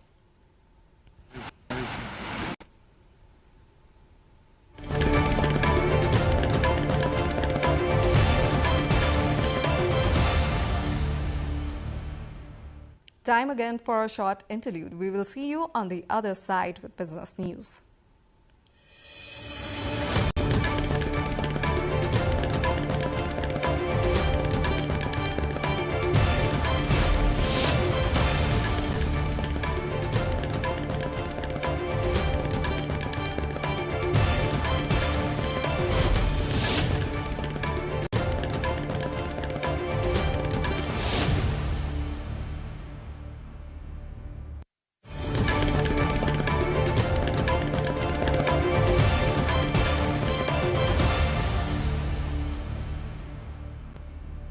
The United States on Friday issued a license allowing transactions with Venezuela's state-owned gold mining company Minervan, signaling the Trump administration's intention to expand its influence over the country's natural resources. The authorization followed a visit by U.S. Interior Secretary Doug Burgum to Venezuela, where he met acting President Delcy Rodriguez and representatives from more than 24 U.S. mining and mineral firms, many of which previously operated in the country. Burgum said Venezuelan authorities had provided security assurances to companies considering investment in mineral-rich regions that have long been controlled by guerrilla groups, gangs, and other illegal actors. The license also prohibits individuals and companies from Russia, Iran, North Korea, and Cuba from entering into contracts with Minervan.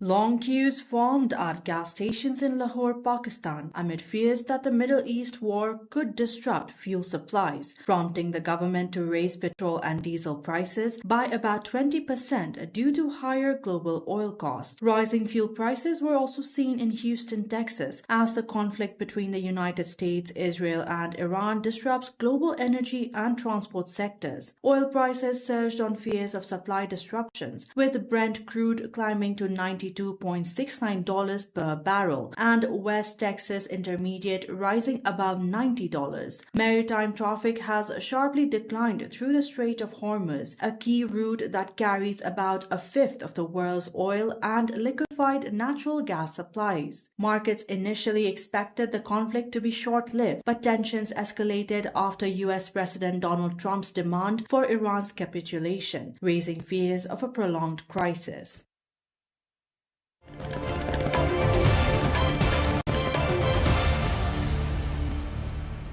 The CEO of Google and its parent company Alphabet could earn up to $692 million over the next 3 years under a new compensation plan published Friday by the U.S. Securities and Exchange Commission. The deal would make Sundar Pichai, who has been chief executive of Google since 2015 and of Alphabet since 2019, one of the highest paid CEOs in the world. Under the plan, Pichai's 3-year salary of $6 million or $2 million per year would remain unchanged. The remainder of his compensation would be paid in the form of Alphabet stock, as well as shares in 2 subsidiaries, the autonomous vehicle company Waymo and the drone delivery service Wing. The SEC filing suggested Pichai could receive about $130 million from Waymo and $45 million from Wing. The allocation will depend on the performance of the shares and, for Alphabet, on the amount of dividends paid.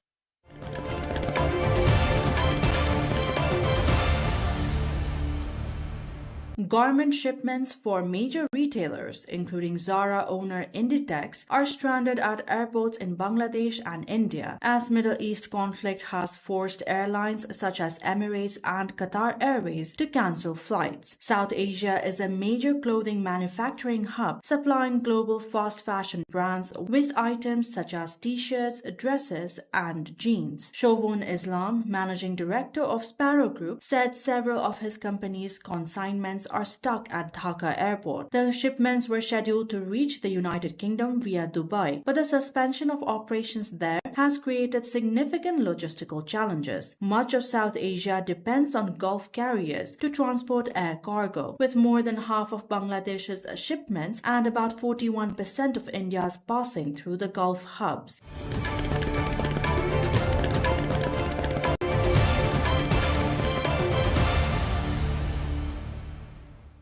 Now to latest from sports.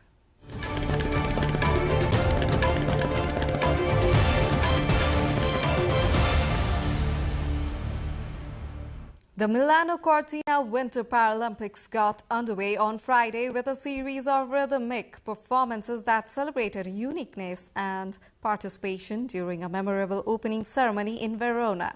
Under the theme Life in Motion, the opening ceremony took place at the 2,000-year-old Verona Arena, an ancient Roman amphitheater and UNESCO World Heritage Site, less than 2 weeks after the Winter Olympics came to an end at the same site. As the first geographically spread out Winter Paralympics, the Parade of Nations also featured a dispersed format, with live streams showing athletes taking part at other competition clusters. This edition marks 50 years since the Winter Paralympics made its debut in 1976 and the first time for the Games to return to Italy since Turin 2006. The Milano Cortina Winter Paralympics will feature 79 events across 6 sports: para-alpine skiing, para-biathlon, para-cross-country skiing, para-ice hockey, para-snowboard and wheelchair curling. Now 4 mounted cowboys line up near the bullpen gate, waiting for the release. As the bull charges into the arena, riders race after it, attempting to grab its tail and bring it down in a dramatic contest known as coelho. Coelho, or bull-tailing, is a traditional cowboy sport in Venezuela's Llanos, the country's vast tropical grasslands. Similar to rodeo in Texas, the event involves riders chasing a bull along a track and pulling its tail to force it to fall, with points awarded based on the technique and impact. The sport remains a central part of rural culture and is a highlight of festivals celebrating the heritage of Venezuela's Llano cowboys. However, the practice has drawn strong criticism from animal welfare groups who argue it causes harm and suffering to the animals.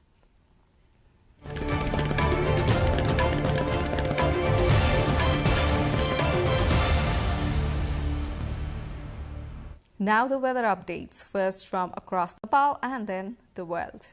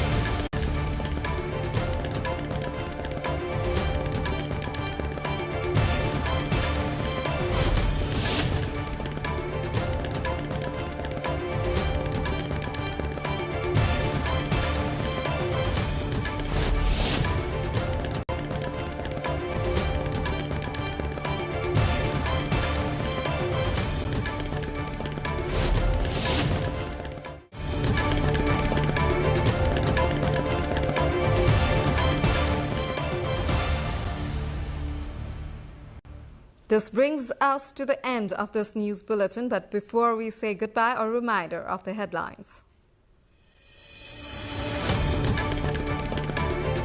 RSP maintains strong dominance in vote count, winning 76 seats. Congress at second with 11 seats. UML bags go.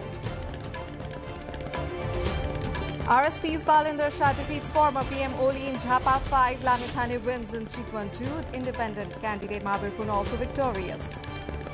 RSP takes dominant lead in proportional vote count as well. Congress trails in second as 110 seats up for grabs. Trump says Iran will be hit very hard as he threatens to expand targets. Iranian president apologizes to Gulf nations by intensify strikes. Global oil price at 2-year high. Qatar wants all Gulf production likely to stop within days. And host India all set to face New Zealand in final of ICC T20 World Cup final tomorrow. Also eyes for third title.